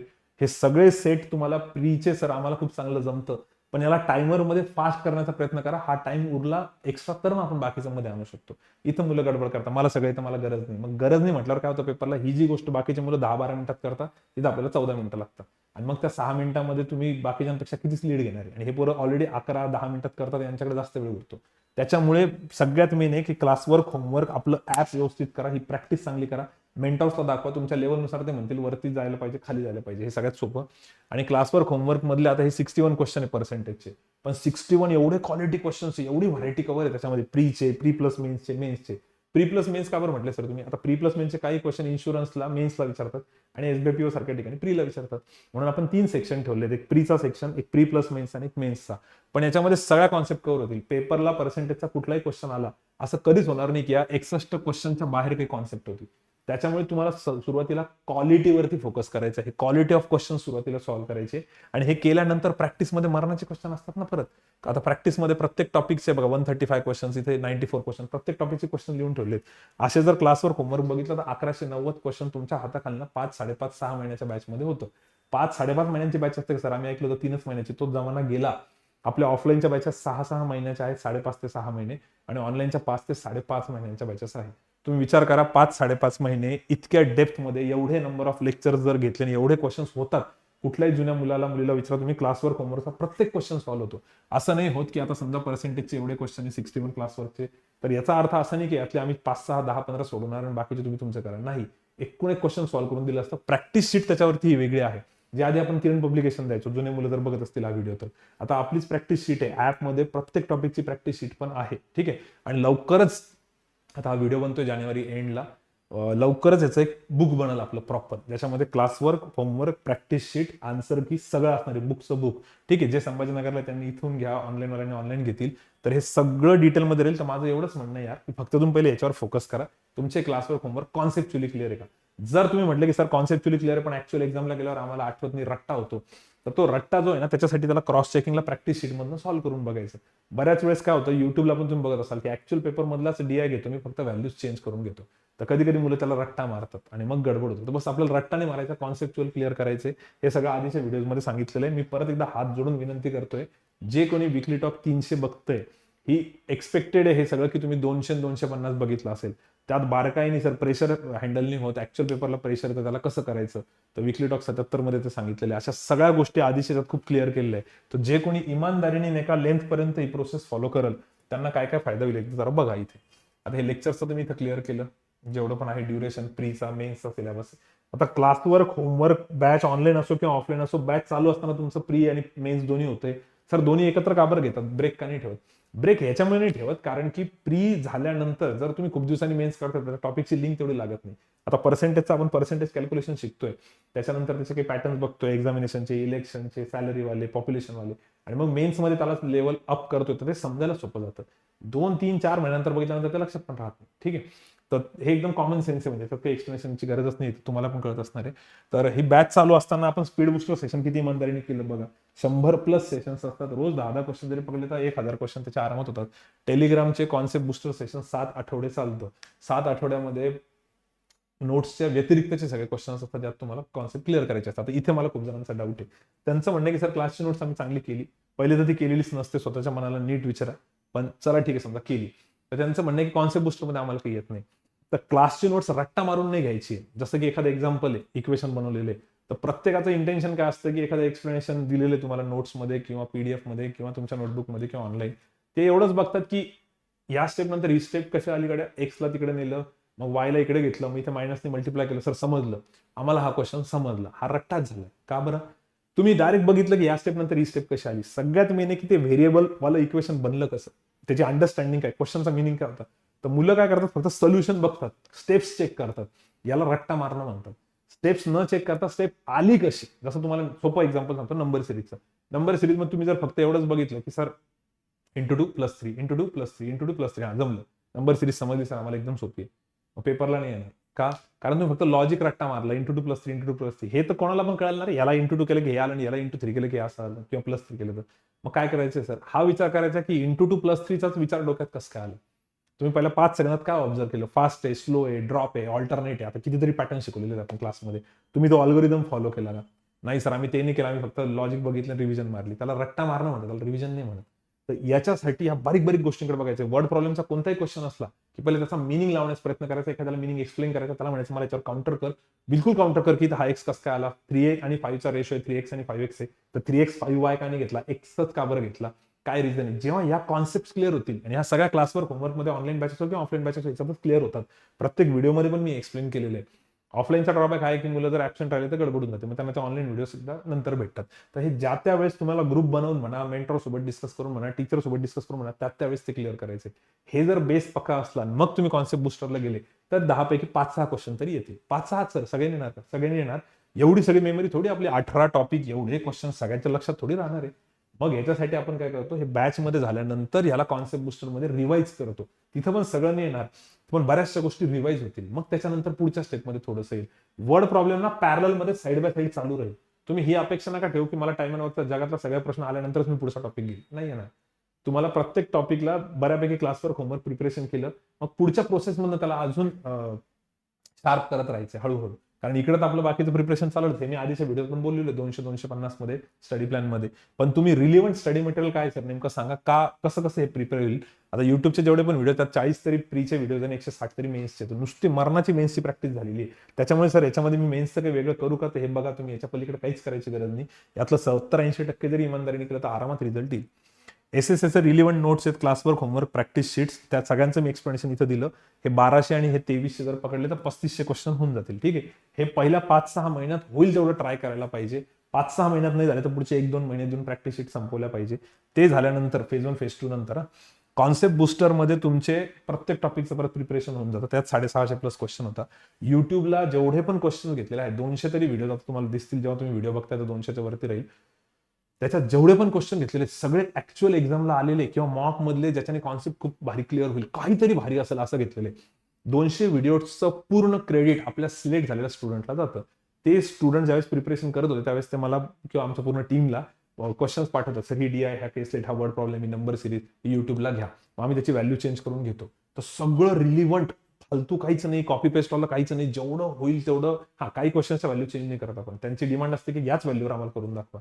तर हे इतकं रिलिव्हंट आहे, याच्या पलीकडे पेपर सेटच होत नाही. तुम्ही मागचे कोणतेही पेपर काढून बघा, प्रत्येक पॅटर्नचा क्वेश्चन तुम्हाला याच्यामध्ये दिसेल. एखाद दुसरा क्वेश्चन असा असेल की सर आपल्या याच्यामध्ये नाहीये, तर तो करायची गरज पण नाही. कारण मेन्सला तुम्हाला सगळं नसतं करायचं. लेट 40 क्वेश्चन आहे तर तुम्हाला 20-25 पर्यंत जरी गेले तुम्ही तरी पण भरपूर काम होतं. त्याच्यामुळे सगळ्याच टाईपचे सगळ्याच लेंथवाले क्वेश्चन स्टार्टिंगला करायचं असं नाही. पहिले तुम्ही फक्त क्लासचे नोट्स नीट करा, याच्यावर अटॅक करा. हे झाल्यानंतर एक कॉन्सेप्ट बुस्टर सेशन होईल तुमचं. युट्यूबचं सेशन आहे पॅरलमध्ये. टेलिग्रामचं सेशन, ज्यांना स्वतःला खूप चॅलेंज करायचं की सर आता मला हे सगळं येतं, माझं सगळं झालेलं आहे. पहिली गोष्ट हे सगळं झालं तर रिझल्ट येऊनच जाईल. आणि जरी तुम्हाला असं वाटलं तर टेलिग्रामला आपलं कंटिन्यू कॉन्टचं सेशन असतं रोज. त्याच्यामध्ये मेन्सचे 5 महिने जर तुम्ही सेशन केलं, 5 महिने तरी ऍटलिस्ट 5 महिने पकडू आपण की तुमची बॅच झाली, त्यानंतर तुम्ही रोज हे सेशन करताय किंवा ऑल्टरनेटली करताय, तर त्या 5 महिन्यात निदान 1050 क्वेश्चन कव्हर होता. आता जे प्रिपरेशनची फेज आहे मुलांची, ही 5-6 महिन्यांची बॅच, आणि मग साईड बाय साईड हे सगळं चालू ठेवलं तर तुमचं वर्षभरामध्ये, आता टॉपिक वाईज टेस्ट आहे आपल्या ऍपमध्ये, टॉपिक वाईज टेस्ट प्रत्येक, आपलं ऍप चेक करा SSAचं, त्याच्यामध्ये कॉन्टचं तुम्हाला number series, simplification, basic, DI, percentage, ratio, सगळ्या टॉपिकचं easy, moderate, difficult, pre plus mains, सगळ्या टाईपचे क्वेश्चन दिसतील त्याच्यामध्ये. ते जर सगळे क्वेश्चन पाहिले तर ते 800 प्लस आहे. आणि असे एकंदरीत सगळ्यांना ऍड केलं तर ही जर प्रोसेस फॉलो केली इमानदारीने तर 8000 प्लस क्वेश्चन भेटतात. तर मला का, म्हणजे मुलांना हे बेसिक लॉजिक कळत नाही एवढं की सर एवढं केल्यानंतर सगळंच कव्हर होणार आहे, आणि तरी पण तुम्हाला असं वाटतं कधी की सर माझा मित्र हे करतो मी करू का. तुम्ही पहिले हे संपव, तुम्हाला इथे रिझल्ट येईल. म्हणून मी सौरभ पाटीलचं एक्झाम्पल दिलं. तुम्ही सौरभ पाटील एकदा विचारा की बाबा तू काय काय केले. सौरभचं नेहमी मला हेच म्हणणं होतं, सर हे जे तुम्ही सांगताय ते मोर दॅन सफिशियंट आहे, मला फक्त एवढंच नीट करायचंय, आणि ह्याच्यातच खूप आहे, आणि हे सगळं आम्ही अपडेट करतच राहतोय ना. आता हे जे काय 3 लाख व्ह्यूज आहेत, हे 3 लाख व्ह्यूज उगाच थोडी आहे, एक कॉमन सेन्स एकदम. 3 लाख व्ह्यूज आहे म्हणजे किती लोक. आता साऊथच्या काही जणांचं म्हणणं सर हिंदीमध्ये सांगा, आम्हाला हिंदी तुमचं मटेरियल खूप आवडतं पण हिंदीमध्ये पाहिजे, मराठी नाही कळत, आणि तरी पण ते बघत राहतात कारण नंबर्स वरून त्यांना समजतं. एवढं डिटेलिंग याच्यासाठी दिलेली आहे. जे पण आपल्या क्लासचे जुने स्टुडंट असतील स्पेसिफिकली त्यांना दाखवा की तुम्ही खरंच हे सगळं करताय का. मॅथ्ससाठी जर कोणी म्हणत असेल सर मी एक्स्ट्रा काही करू का, तर एक्स्ट्रा काय करायची गरज आहे, फक्त ही प्रोसेस फॉलो करा. आता जुने असल्यावर त्यांना काय वाटतं, मग मी डायरेक्ट इथं अटॅक करतो, मी डायरेक्ट इथं करतो, असं नाही चालणार. त्यासाठी बेसिक येणं गरजेचं आहे. याचा मी इथं फायदा होईल. आणि मी काय बोललो, कॉन्सेप्ट बुस्टर करताना 10 क्वेश्चन येणार, 5-6 येतील. मॉक टेस्ट मध्ये कधी कधी काहीच वर्ड प्रॉब्लेम अटेम्प्ट होत नाही. मग काही मॉक टेस्ट फक्त सेक्शनल द्यावं लागतात, त्याच्यामध्ये फक्त वर्ड प्रॉब्लेम करताय. मग कधी कधी 2च वर्ड प्रॉब्लेम येतात, मग पुढच्या वेळेस 3, मग 4. मग त्याचं अनालिसिस कसं करायचं, यासाठी वर्ड प्रॉब्लेम फोबिया नावाचा एक व्हिडिओ बनवलेला आहे. सगळ्या गोष्टींचं सोल्युशन आहे. विकली टॉक 200, 250 आणि मग 300. बस हे 3 व्हिडिओ असे पॅरल मध्ये कंप्लीट करत राहिले तर आरामात सिलेक्शन होतं. कुठल्याही बँक एक्झामचं, इन्शुरन्सचं मला वाटत नाही यार त्याच्यापेक्षा काही जास्त करायला पाहिजे. रिझनिंगची इकोसिस्टम तर या सरांनी खूप भारी एक्सप्लेन केली त्या व्हिडिओमध्ये, तरी मी तुम्हाला शॉर्टमध्ये सांगतो. कोर क्लासरूम टीचिंग, क्लासरूममध्ये 80 ते 85 लेक्चर होतात, त्यात प्रिलिम्स आणि मेन्स. नवीन पॅटर्न नुसार नवीन नोट्स बघा. मॅथ्सची तरी समजा एकच बुक असणार आहे. रिझनिंगचं तर सरांनी वेगवेगळ्या बुक्स बनवलेल्या आहेत, त्याच्यामध्ये प्री प्लस मेन्स आहे, नवीन पॅटर्न आहे, एक्झामचे लॉजिक आहे, बेसिकचं पूर्ण ऍप्लिकेशन आहे. पण जर समजा त्यात तुमचं असं म्हणणं असलं की सर हा क्वेश्चन का बरं टाकला, त्याचं काही ना काही रिझन असणार आहे, काही ना काही रिझन, की बाबा याच्यामुळे इथे ही कॉन्सेप्ट राहते. सगळेच क्वेश्चन एक्झामचे नसतात, काही काही थोडे वेगळे पण असतात, जेणेकरून कॉन्सेप्ट क्लिअर होते. तर पहिले तुम्ही झालेले का बघा. रिझनिंगला बरेच जण असं म्हणतात की मला खूप आवडतो हा सब्जेक्ट, मला जमतं, तर ठीक आहे तुम्हाला हे सगळं जमतं. मग दुसरं, रिव्हिजनसाठी बॅचमध्ये सरांनी स्पेसिफिकली 13च व्हिडिओ दिले प्रीचे, जेणेकरून तुमची पटकन रिव्हिजन होऊन जाईल. आणि 61 व्हिडिओ मेन्सच्या आहेत नवीन याच्यावर. हे मी नवीन मुलांना बोलतोय, ऍप एकदा चेक करा. मे बी हे मुलं म्हणतील आमच्या बॅचच्या वेळेस असं नव्हतं, आता आहे, तेवढं चेक करा. ठीक आहे. त्यानंतर एक्झाम ओरिएंटेडच फार जास्त फिल्टर असतं. इंग्लिशचं तसंच आहे. आम्ही एकच मंत्र ठेवलेला की एक्झामच्या कामाचं रिलिव्हंट जे आहे ते घ्यायचे. मग मेन्स जरी असलं तरी रिलिव्हंटच घ्या, प्री जरी असलं तरी रिलिव्हंटच घ्या. काही ठिकाणी तुम्हाला असं दिसतील की यार हा क्वेश्चन तर प्रीला पण नाही बघितला, मेन्सला पण नाही बघितला, पण तो नॉलेजसाठी, कॉन्सेप्टसाठी कुठेतरी कामाचा असेल. ठीक आहे. स्टडी मटेरियलमध्ये चॅप्टर वाईज पण आहे, प्रिलिम्स, मेन्स, MBA साठीचं पण सरांचं आहे. वन टॉपिक वन डायरेक्शन, हे सगळं सरांनी तर खूप एक्सप्लेन केलेलंच याला त्यांच्या व्हिडिओमध्ये. त्यानंतर टेस्ट बघा, 3 टेस्ट आहे प्रत्येक टॉपिकवर. सरांनी पण 3 टेस्ट ठेवलं. जसं आपण मॅथ्समध्ये प्री प्लस मेन्स आणि मेन्स ठेवले, तसं त्यांनी क्लरिकलचं, ऑफिसरचं आणि मेन्सचं असे 3 नाव दिलेत त्याला. 30+ टोटल टेस्ट आहे. Think like the examiner. तर त्यांचं म्हणणं आहे की तुम्ही जसं सौरभ पाटील अनालिसिस केलं, प्रत्येक ह्याच्यामध्ये इझी क्वेश्चन पकडले का ते बघा, अवघड सोडले का. सौरभ तर त्याच्या सीओटीत बोलल, सीओटी त्याचा नक्की बघा. पण मी एक व्हिडिओ बनवलेला आहे मॉक टेस्ट स्ट्रॅटेजी अनालिसिसचा, त्याच्यामध्ये बोललेलं की कोणते क्वेश्चन पकडायचे आणि कोणते सोडायचे. कारण पेपरला ऍक्च्युली सगळेच क्वेश्चन सोपे असतात. एका स्टेजनंतर तुमचं प्रिपरेशन चांगलं झालं तर प्रीचे सगळे क्वेश्चन सोपे असतात. त्यातले मोस्ट इझी तुम्हाला पकडायचे, नुसते इझी नाही, मोस्ट इझी. आणि मग मेन्सला होतं, मेन्सला काय केलंय, घाण असतं सोडून द्यायचं. काही काही खूप सोपे असतात ते पहिले पकडायचे, कॉन्फिडन्स वाढवायचा. हे सगळं आपण लास्ट मिनिट स्ट्रॅटेजी विकली याच्यात डिस्कस करतो. पण या डिस्कशनसाठी बेस पाहिजे पक्का नॉलेजचा, तर तो नॉलेजचा बेस तिथून हळूहळू येईल. त्यानंतर डेली डिसिप्लिनसाठी सरांचं स्पीड बुस्टर सेशन आहे बॅचमध्ये. ज्यांची बॅच झाली त्यांच्यासाठी टेलिग्राम सेशन आहे. ठीक आहे. त्याच्यामध्ये टाइम बाउंड प्रेशरमध्ये, आता टेलिग्रामला 16,000+ मुलं आहेत यार. त्याला लाईव्ह बघितलं ना, कधी कधी तर 2-3 हजार मुलं लाईव्ह ते सॉल्व्ह करत असतात. एवढ्या कॉम्पिटिशनमध्ये तुम्ही टिकले तर किती भारी होणार आहे लाईव्ह करायला तिथे. त्यामुळे प्लीज टेलिग्राम सेशन्स करा. ते कसं जॉईन करायचं काय पुढे सांगतो. MBAचं पण सेपरेट आहे, फुल फ्लेज्ड आहे, सरांनी त्यात पण सांगितलं असणार आहे. तर ही जी इको सिस्टीम आहे रिझनिंगच्या, याच्यात पण मी काही जणांना फीडबॅक मागितले की काय काय. त्यांचं म्हणणं होतं क्रिटिकल रिझनिंगचं आम्हाला थोडं मटेरियल अजून पाहिजे, तोही पॉईंट मी पुढे ऍड केला आहे. तुम्ही फक्त फीडबॅक द्या प्रॉपर, तुम्हाला जे जे वाटतंय ते. इंग्लिशचं तर बॉस तुफानच आहे रिझनिंग सारखंच. इंग्लिशचं बघा, बॅच चालू असतानाच्या अगोदरच आता प्री ऑनलाईन पण आणि ऑफलाईन पण दोन्ही ठिकाणी 15 दिवसांची बेसिक फाउंडेशन बॅच असते. मग हे तुम्ही केलेलं आहे का बघा पहिले. लेक्चर्स आपले जे आहेत त्या लेक्चरमध्ये पण मॅमनी मेन्सचं घेतलेले, प्रीचं घेतलेले. त्याच्यानंतर टेलिग्रामचं रेग्युलर चालतं बॅच मध्ये, 1-1 तास टेलिग्रामचं बरं का, बॅच चालू असतानाच बरं आता टेलिग्रामचं. तिथे पण प्री प्लस मेन्सची प्रॅक्टिस होते. त्यानंतर असाइनमेंट्स बघा, बुक्सच्या किंवा मूवीजच्या असाइनमेंट्स असतात त्या. खरंच बघा, आता एक नाव नाही सांगत, VIPलाच वाटतं तो रिडिंगला. त्याचं म्हणणं होतं की यार माझा RRB रिझल्ट राहिला, इंग्लिशमध्येच काहीतरी गडबड झाली असेल. बरं, मग इंग्लिशला सांगितलं सगळ्या गोष्टी केल्या का, इंग्लिशच्या मूवीज बुक्स वाचल्या होत्या का. नाही यार, ते नव्हतं केलं मी, बाकीचं केलं होतं. मग दुसरं पण ट्राय करून बघू शकता.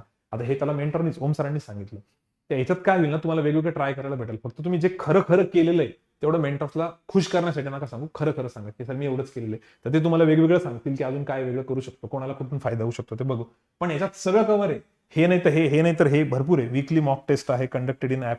आता ऍपमध्ये मॉक टेस्ट चालू असतात. बऱ्याच जणांनी ऍपच पाहिलं नसेल, एकदा ऍप चेक करा आपलं SSAचं, खूप अपडेटेड आहे. त्याच्यात बऱ्याचशा अशा गोष्टी ज्या आधी नव्हत्या बऱ्याचशा जुन्या मुलांकडे. स्टडी मटेरियलचं कसं आहे sir, PDF online, hard copy offline दोन्ही पण भेटतं. दोन्ही प्री प्लस मेन्स आहे.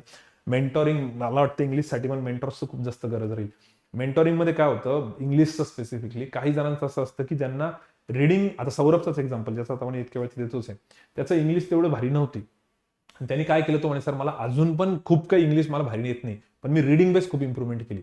त्यासाठी मॅडमला त्यांनी खतरनाक फॉलो केलं. तुम्ही त्याचा COT नक्की बघा. पण त्याचं एक्झाम्पल असं आहे की यार इंग्लिश काही नसताना इम्प्रूव्ह कशी करू शकतो. आणि सगळ्यात मेन सौरभच्या कन्सिस्टन्सी खूप होती. बऱ्याच मुलांचा ब्रेक पडतो, तो ब्रेक नका पडू दे. फक्त होईल तेवढं फक्त मेंटॉरच्या टचमध्ये राहा. मेंटॉरच्या टचमध्ये राहिलं सगळं काम होतं. बरं, बॅच संपल्यावर मॅडमचं रेग्युलर एडिटोरियल अनालिसिस आहे. आता जे जुने मुलं हा व्हिडिओ बघताय किंवा नवीन मुलं बघत असतील तर जुन्या मुलांना फक्त एवढं विचारा घ्यावं, तुम्ही या 3 गोष्टी करताय का. एडिटोरियल अनालिसिस युट्यूबला केलंय का, प्रीचे युट्यूबचे सेशन्स केले का, मेन्सचे स्पेशल सेशन्स असतात युट्यूबला ते केले का. ज्या मुलांनी आता सौरभचं किंवा बाकीच्यांचा पण खूप जणांचं एक्झाम केलं, IBPS PO, RRB POच्या मेन्सला ज्यावेळेस इंग्लिशचा त्यांचा पेपर झाला, सर हे ऍज इट इज मॅडमने घेतलं होतं युट्यूबला आणि हेच आम्हाला तिथं फायद्याचं झालं. पण या पोरांनी सेशन केलेलंच नाहीये. तर इंग्लिशचं पण किती बघा, बॅच झाल्यानंतर हे सगळं युट्यूबला चालू असतं. किंवा चला तुमची बॅच संपली ना, तुम्ही युट्यूबला करू शकता. फक्त त्यासाठी बॅचचा फाउंडेशन बेस पक्का झालेला पाहिजे. युट्यूबलाच परत मॉक अनालिसिस असतं, मॅरेथॉन सेशन्स असतात, क्वेस्ट पॉड असतात ऑनलाईन ऑफलाईन, ते बघा. SSA टॉकचा पण बऱ्याच जणांना फायदा होता की सर मला थोडं प्रेशर फील होतं, खाण्यापिण्याचे इश्यूज आहे, मेंटल प्रेशर आहे, फटीग येते, हे सगळं त्यामध्ये बऱ्याच वेळेस SSA टॉकमध्ये सांगतात. टेलिग्राम ऍक्टिव्हिटीज बघा, इंग्लिश लर्नर्स क्लब हे पण तुफान आहे. जसं मॅथ्स आहे तसं मॅथ्स आणि रिझनिंगचं एकत्र आहे तसंच 2 तास चालते. बरं, बॅच झाल्यानंतर तुमचा इंग्लिशचा टच जात नाही. एवढ्या ऍक्टिव्हिटीज आहे, तुम्हाला फक्त SSAच्या ऍक्टिव्हिटीला धरून ठेवायचे, काहीच वेगळं करायचं नाही. आणि त्याच्यात काही गडबड वाटली की मेंटरला पकडायचं, त्यात काही गडबड वाटली की विकली टॉकमध्ये मला विचारायचं, क्वेस्टपॉडमध्ये विचारायचं, त्याला बरोबर रिडिफाईन करू. आता खरंच हे रोज टेलिग्राम इंग्लिश लर्नर्स क्लब 15 दिवस तरी तुम्ही 2-2 तास केलाय का बघा, त्यात तुम्हाला फरक जाणवल. भरपूर मुलं असे सर आम्हाला इंग्लिशचं जेवढं काही इम्प्रुव्हमेंट होत नव्हती स्टार्टिंगला, पण जेव्हा आम्ही फॉलो करायला लागलो आमची इम्प्रुव्हमेंट झाली. पण बाकीच्यांचे नाही होते कारण ते विचारतच नाहीये, शाय फील करत आहे. बेसिक फाउंडेशन सेशन पण चालतात. आता ज्यांचं लेवल कमी त्यांच्यासाठी वेगळं सेशन, ज्यांचे जास्त त्यांच्यासाठी वेगळं सेशन. डिस्क्रिप्टिव्हचं पण रेग्युलर सेशन असतात. डिस्क्रिप्टिव्ह मुलं म्हणतात सर पेपरच्या आधी मी काय करू, पण त्याचे सेशन असतात, तुम्ही केलंय का बघा.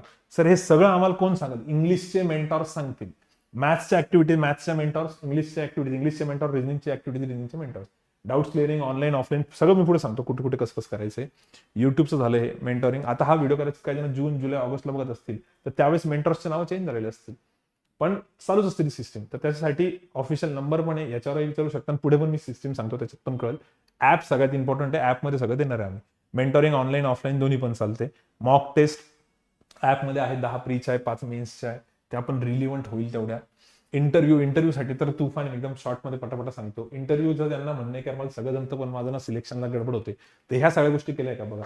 एक्सपर्टकडनं गायडन्स असतं, ऑनलाईन ऑफलाईन सेशन असतं, प्रत्येक वेळेस असतं. त्याच्या काही लिंक्स तुम्हाला प्रोव्हाइड केलेल्या असतात, त्याचे तुम्ही व्हिडिओज बघितले का.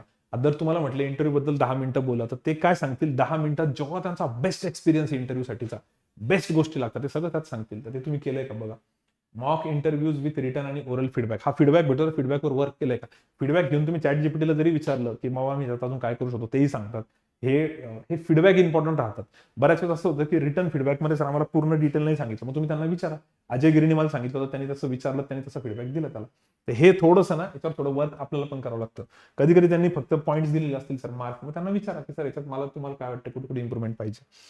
Personal counselling with expert. आता काही बँकेतले आपले सिलेक्ट झालेले मुलं ते पण प्रत्येक ह्याच्यामध्ये एक बँकर पण असतो जो आपला क्लासचा येतो, जो SSL अटॅच होता, जो ज्याला इच्छा असते की सर मला पण मुलांना सांगायचंय. एक ऍक्च्युअल बँकेतले रिटायर्ड आता चीफ मॅनेजर्स असतात आपल्याकडे, जे रिटायर झाले चीफ मॅनेजर SBI मध्ये, ते सर असतात, बँकर्स असतात. त्यानंतर काही कॉर्पोरेट मधले असतात HR वाले, ते पण तुम्हाला ऑब्झर्व करतात. ऍक्च्युअल इंटरव्ह्यू मध्ये बऱ्याच जणांनी बघितलं असेल की एक पर्सन राईटला किंवा लेफ्टला बसलेला असतो, मेल किंवा फिमेल, काहीच बोलत नाही पूर्ण इंटरव्ह्यू मध्ये, फक्त ऑब्झर्व करत असतात तुमची बॉडी लँग्वेज. त्याच्यासाठी मग हे HR लोक पण तुम्हाला, आपले HR एक्सपर्ट जे असतील तिकडचे कॉर्पोरेट मधले, ते पण तुम्हाला बारीक सारी गोष्टी सांगतील. मॅडम स्वतः पण आहे, मॅडमचे पण सेशन्स असतात, डॉक्युमेंट रिलेटेड सगळ्या गोष्टी, ग्रुप डिस्कशन एक्सरसाइज सगळं असतं. रेकॉर्डेड सेशन्स पण असतात. ऍक्च्युअल मुलांचे त्यांचा पेपर झाल्यानंतर, सिलेक्शन झाल्यानंतर त्यांचा इंटरव्ह्यू कसा होता ते पण सगळं असतं. सगळं ऍपमध्ये आहे, तुम्ही फक्त ऍप बघायची गरज आहे. इंटरव्ह्यूचं पण सगळ्या मुद्देसूद गोष्टी राहतात. तर पहिलं मी कुठून चालू करू, माझं तर रेझ्युमे पण रेडी नाही, ते पण सगळं सांगितलं जातं. फक्त तुम्ही कम्युनिकेट करण्याची गरज आहे. ठीक आहे. मिसकम्युनिकेशन किंवा मिसअंडरस्टँडिंग खूप जणांची, की मला माहितच नव्हतं इंटरव्ह्यू होतं, मला माहितच नाही मेन्सचं होतंय, मला माहितच नाही एवढं डिटेल अपडेटेड स्टडी मटेरियल आहे. तुम्ही सगळे ओम सर झाले, मी झालो, आम्ही एवढे पेपर दिलेले आहेत, एवढे पेपर देत राहतो, जिथे जिथे जेवढं जेवढं पॉसिबल होईल तेवढं. तुम्हाला त्याच्यावर आम्हाला कळत राहतं की काय अपडेटेड काय आहे काय नाही. आणि हे तुम्ही युट्यूबला बघा, तुम्हाला लगेच कळून जाईल की अरे अपडेटेड खूप जास्त घेत आहे. करंट अफेअर्सचं कसं सर, आता करंट अफेअर्सचं 2025 पर्यंत मी तुम्हाला म्हणत पण नव्हतो की तुम्ही हे करा म्हणून. मी तुम्हाला म्हणत होतो की हा XYZ सोर्स आहे, तुम्हाला जसं जमेल तसं करा. आता मी ठामपणे सांगू शकतो, कारण रोज डेली 7 वाजता एक सेशन असतं जे की करंट अफेअर्सवरती असतं. करंट अफेअर्स म्हणजे काय सर, बँकिंगच्या करंट न्यूज कसं चालू आहे, RBIचे सर्क्युलर झालं, गव्हर्नमेंटच्या स्कीम्स झालं, इकॉनॉमिक्स आणि बिझनेसच्या न्यूज झाल्या, इन्शुरन्सच्या न्यूज झाल्या, नॅशनल इंटरनॅशनल अफेअर्स, जेवढं पण जगामध्ये इम्पॉर्टंट चाललेलं आहे, sports related, miscellaneous, science, technology, हे डेली सकाळी 7 वाजता ऍपमध्ये चालू असतं. ठीक आहे. तुमच्या बॅचमध्ये तुम्हाला दिसत नसेल, तुम्ही कम्युनिकेट करा ऑफिशियल नंबरला, वैभव सरांना, जे तुम्हाला माहिती होते त्यावेळेस तुमच्या बॅचचे. आमची बॅच होऊन गेली सर, तरी पण ऍपमध्ये तुम्हाला भेटेल. आता हे रोज तुम्ही करू शकता. त्यानंतर डेली 6 वाजता याच्यासाठी सेशन असतं, स्टॅटिकसाठी. स्टॅटिकमध्ये बँकिंग बद्दलचं नॉलेज, फायनान्सचं, इकॉनॉमिक्सचं, याचा फायदा तुम्हाला पुढे इंटरव्ह्यूला होईलच. गव्हर्नमेंटच्या स्कीम्स, बाकी इन्शुरन्सचं बरंचसं काही काही आहे. हे सगळं केल्यानंतर एक्स्ट्रा GAचं काय असतं सर, तर क्विजेस असतात ऍपमध्ये, डेली करंट अफेअर्सच्या पण असतात, वीकली पण असतात, मंथली पण रिव्हिजन असते. तुम्हाला फक्त ओम सरांना पकडायचं, इमानदारीने फॉलो करायचं. जानेवारी, फेब्रुवारी, मार्च, एप्रिल 2-3 महिन्यात तुम्हाला कळून जाईल की किती इम्प्रुव्हमेंट होतीये. सरांना फीडबॅक शेअर करत राहायचे. मग नंतर जे होतं की सर मला आठवत नाही, रट्टा होत नाही, मी नेमकं काय वाचू, डेली करू की नाही. बॅच चालू असताना GA आम्ही शक्यतो करायला लावत नाही. GAचे सेशन चालू असतात बॅच चालू असताना, पण मुलांना एवढा लोड हँडल होत नाही, म्हणून आपण सांगतो की नका करू. काही मुलं जुने असतात, ज्यांनी आधी प्रिपरेशन केलेलं असतं, ते बॅच चालू असताना पण साईड बाय साईड करतात. हे सगळं ऍपमध्ये आहे. पण ज्यांची एकदा बॅच झाली की मग हे तुम्ही कंपल्सरी केलं पाहिजे. जे पुढे पण जुने मुलं आहेत त्यांनी खरंच हे केलंय का बघा बरं रोज. नाही सर आम्ही केलंच नाही, मग तुम्ही कसं एक्सपेक्ट करता की एक्झामच्या वेळेस डायरेक्ट मग 15 दिवसात तुमचा GA होईल म्हणून. तर फक्त एक सिस्टीम फॉलो करा प्रत्येक सब्जेक्टची. आता हे नवीन कॅम्पसला आल्यापासून एवढा 6,000 स्क्वेअर फीटचा कॅम्पस आहे, एवढ्या सगळ्या फॅसिलिटी आहे, ऑनलाईन ऑफलाईन दोन्ही पण, 3 ऑनलाईन स्टुडिओज आहेत, त्यामुळे कंटिन्यू सेशन चालू राहतात. असं नाही होत की सर आधी कसं होतं एकच स्टुडिओ होता त्यामुळे थोडं कंजेस्टेड होऊन जायचं, गडबड व्हायची. आता हे बाकीचं पण इंटरव्ह्यूचं काय असतं की चला त्याची रेकॉर्डिंग वेगळी राहते. तुम्हाला फक्त एसएसएच्या ऍक्टिव्हिटीजचा फायदा घ्यायचा, एसएस सोबत राहायचे. बाकी मला वाटत नाही की असा कुठला पॉईंट आहे की जिथे आपण कमी पडतोय किंवा कुठे काही आहे. तर झालं का आता हे सगळं? आता हे सगळं झालं, मला फक्त पाणी पिऊ द्या आणि शेवटच्या पॉईंटवरती मला जरा डिटेल डिस्कशन करू द्या. काय करा आता हे सगळं जे मेन आहे त्याचा सारांश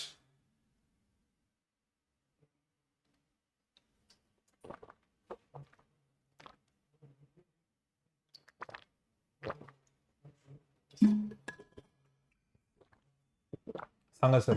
आता बघा विकली टॉक 300 साठी मी बऱ्याच मेंटॉर्सला आणि सिलेक्ट झालेल्या स्टुडंटला विचारलं होतं, तर सगळे मुलं मला म्हणत होते की सर विकली टॉक 200-250 मध्ये तुम्ही सगळं भारी भारी सांगितलेले, आम्हाला वाटत नाही की सांगायची गरज आहे. तरी मी त्यांना म्हटलं की तुम्ही तुमचा एक्सपिरियन्स वापरा, तुमच्या ग्रुप मेंबर्सला विचारा, तुम्ही जेव्हा सिलेक्ट झाले त्यावेळेस तुम्ही काय वेगळं केलं, मेंटॉर्सने काय सांगितलं, मेंटॉर्सला विचारलं. यांना म्हटलं मला वेगळे काही पॉईंट सांगा अजून की विकली टॉक 300 मध्ये जे आपण मिस नाही केले पाहिजे. जरी चुकून आमच्याकडे मिस झालेच तर अपकमिंग विकली टॉक मध्ये 302, 303, 304 त्याच्यामध्ये आपण अपडेट करतच राहू. तुम्ही याच्या कमेंट्समध्ये टाकून ठेवा फक्त, आम्ही त्याचे स्क्रीनशॉट तिथे दाखवून त्याच्यावरती सगळ्या आन्सरिंग करू. त्यानंतर ऑनलाईन ऑफलाईन क्वेस्ट स्पॉट झालं, ऑनलाईन ऑफलाईन विकली टॉक झालं, याच्यामध्ये अपडेट करत राहू. हे तर समजा चालूच राहील. पण तरी मी त्यांना म्हटलं तसं मला काही एक्स्ट्रा सांगायचं, त्यांचं म्हणणं सर ह्या सगळ्या गोष्टी ह्या मुलांना एकदा रिमाइंड करून द्यायला लावा, या सगळ्यात इम्पॉर्टंट. इथं आपला व्हिडिओ एंड होईल. आता सगळ्यात पहिले मेंटॉरिंग ऑनलाईन ऑफलाईन कशी करायची. ऑफलाईनसाठी टाइम टेबल बघा, टाइम टेबलमध्ये सगळ्या मेंटॉर्सची नावं असतात, तुम्ही त्या टाइमला येऊन क्लासच्या कॅम्पसमध्ये विचारू शकता. एसएसए नॉन एसएसए तुमचे ग्रुपवाले सगळेजण येऊ शकतात, फक्त त्या टाइम टेबल बघून यायचं. ठीक आहे सर. ऑनलाईनसाठी एसएसएचं ऍप चेक करा, त्याच्यामध्ये ऑनलाईन आता बघा टाइम टेबलमध्ये ऑनलाईन ऑफलाईन दोघांचे नाव असणार आहे. सध्या ओम सर, पुरंदर सर आणि धनंजय जो एसबीआय मध्ये आहे, तो साईड बाय साईड तो म्हणजे मी पण हेल्प करायला तयार आहे. तर तो पण आपल्याला मदत करणारे, खूप मुलं त्याला ओळखतात, खूप त्याचे व्हिडिओज वगैरे व्हायरल झालेले आहेत, भरपूर त्यांनी मदत केली सगळ्यांना. तर तो पण तुम्हाला हेल्प करणार आहे. ओम सर आणि धनंजयचं कसं असणार आहे, तुम्हाला स्लॉट बुकिंग करावं लागेल. त्या स्लॉट बुकिंगसाठी आपण ग्रुप बनवलेले आहेत. आणि बाकी पुरंदर सरांसाठी मग त्यांचा एक टाइम असतो, त्या टाइमला तुम्ही कॉल करू शकता. टेलिग्रामला फक्त सगळ्या गोष्टी रिक्वायर्ड त्यांना पाठवायच्या. हे स्लॉट्समध्ये पण एक्सप्लेन करतील. खूप जबरदस्त. ऑनलाईनसाठी मुलांची कंप्लेंट होती मागे की मेंटॉर्स वाढवा, तर आता पण तिथे 3 मेंटॉर्स ठेवलेले आहेत आणि ऑफलाईनला पण आहे. त्यामुळे असं होणार नाही की कोणी कोणाला पुरणार नाही. कधी कधी ते ओपन टू ऑल सेशन पण घेतील, कधी इंडिव्हिज्युअल पण घेतील. हे सगळं तुम्हाला आम्हाला कुठे बघायला भेटेल सर. आता हे जानेवारी चालू आहे, मे बी सर फेब्रुवारी, मार्च, एप्रिल, मे, जून कधी चेंज झालं तर काही होऊ द्या, तुम्ही नेहमी फक्त टाइम टेबल बघायचं टेलिग्रामला. त्याच्यात लिहिलेलं असतं online mentoring, offline mentoring, counselling वगैरे वगैरे. त्याच्यात तुम्हाला कळून देईल कसं आहे. आणि त्यात नाही कळालं तर एसएसएच्या ऍपमध्ये जा.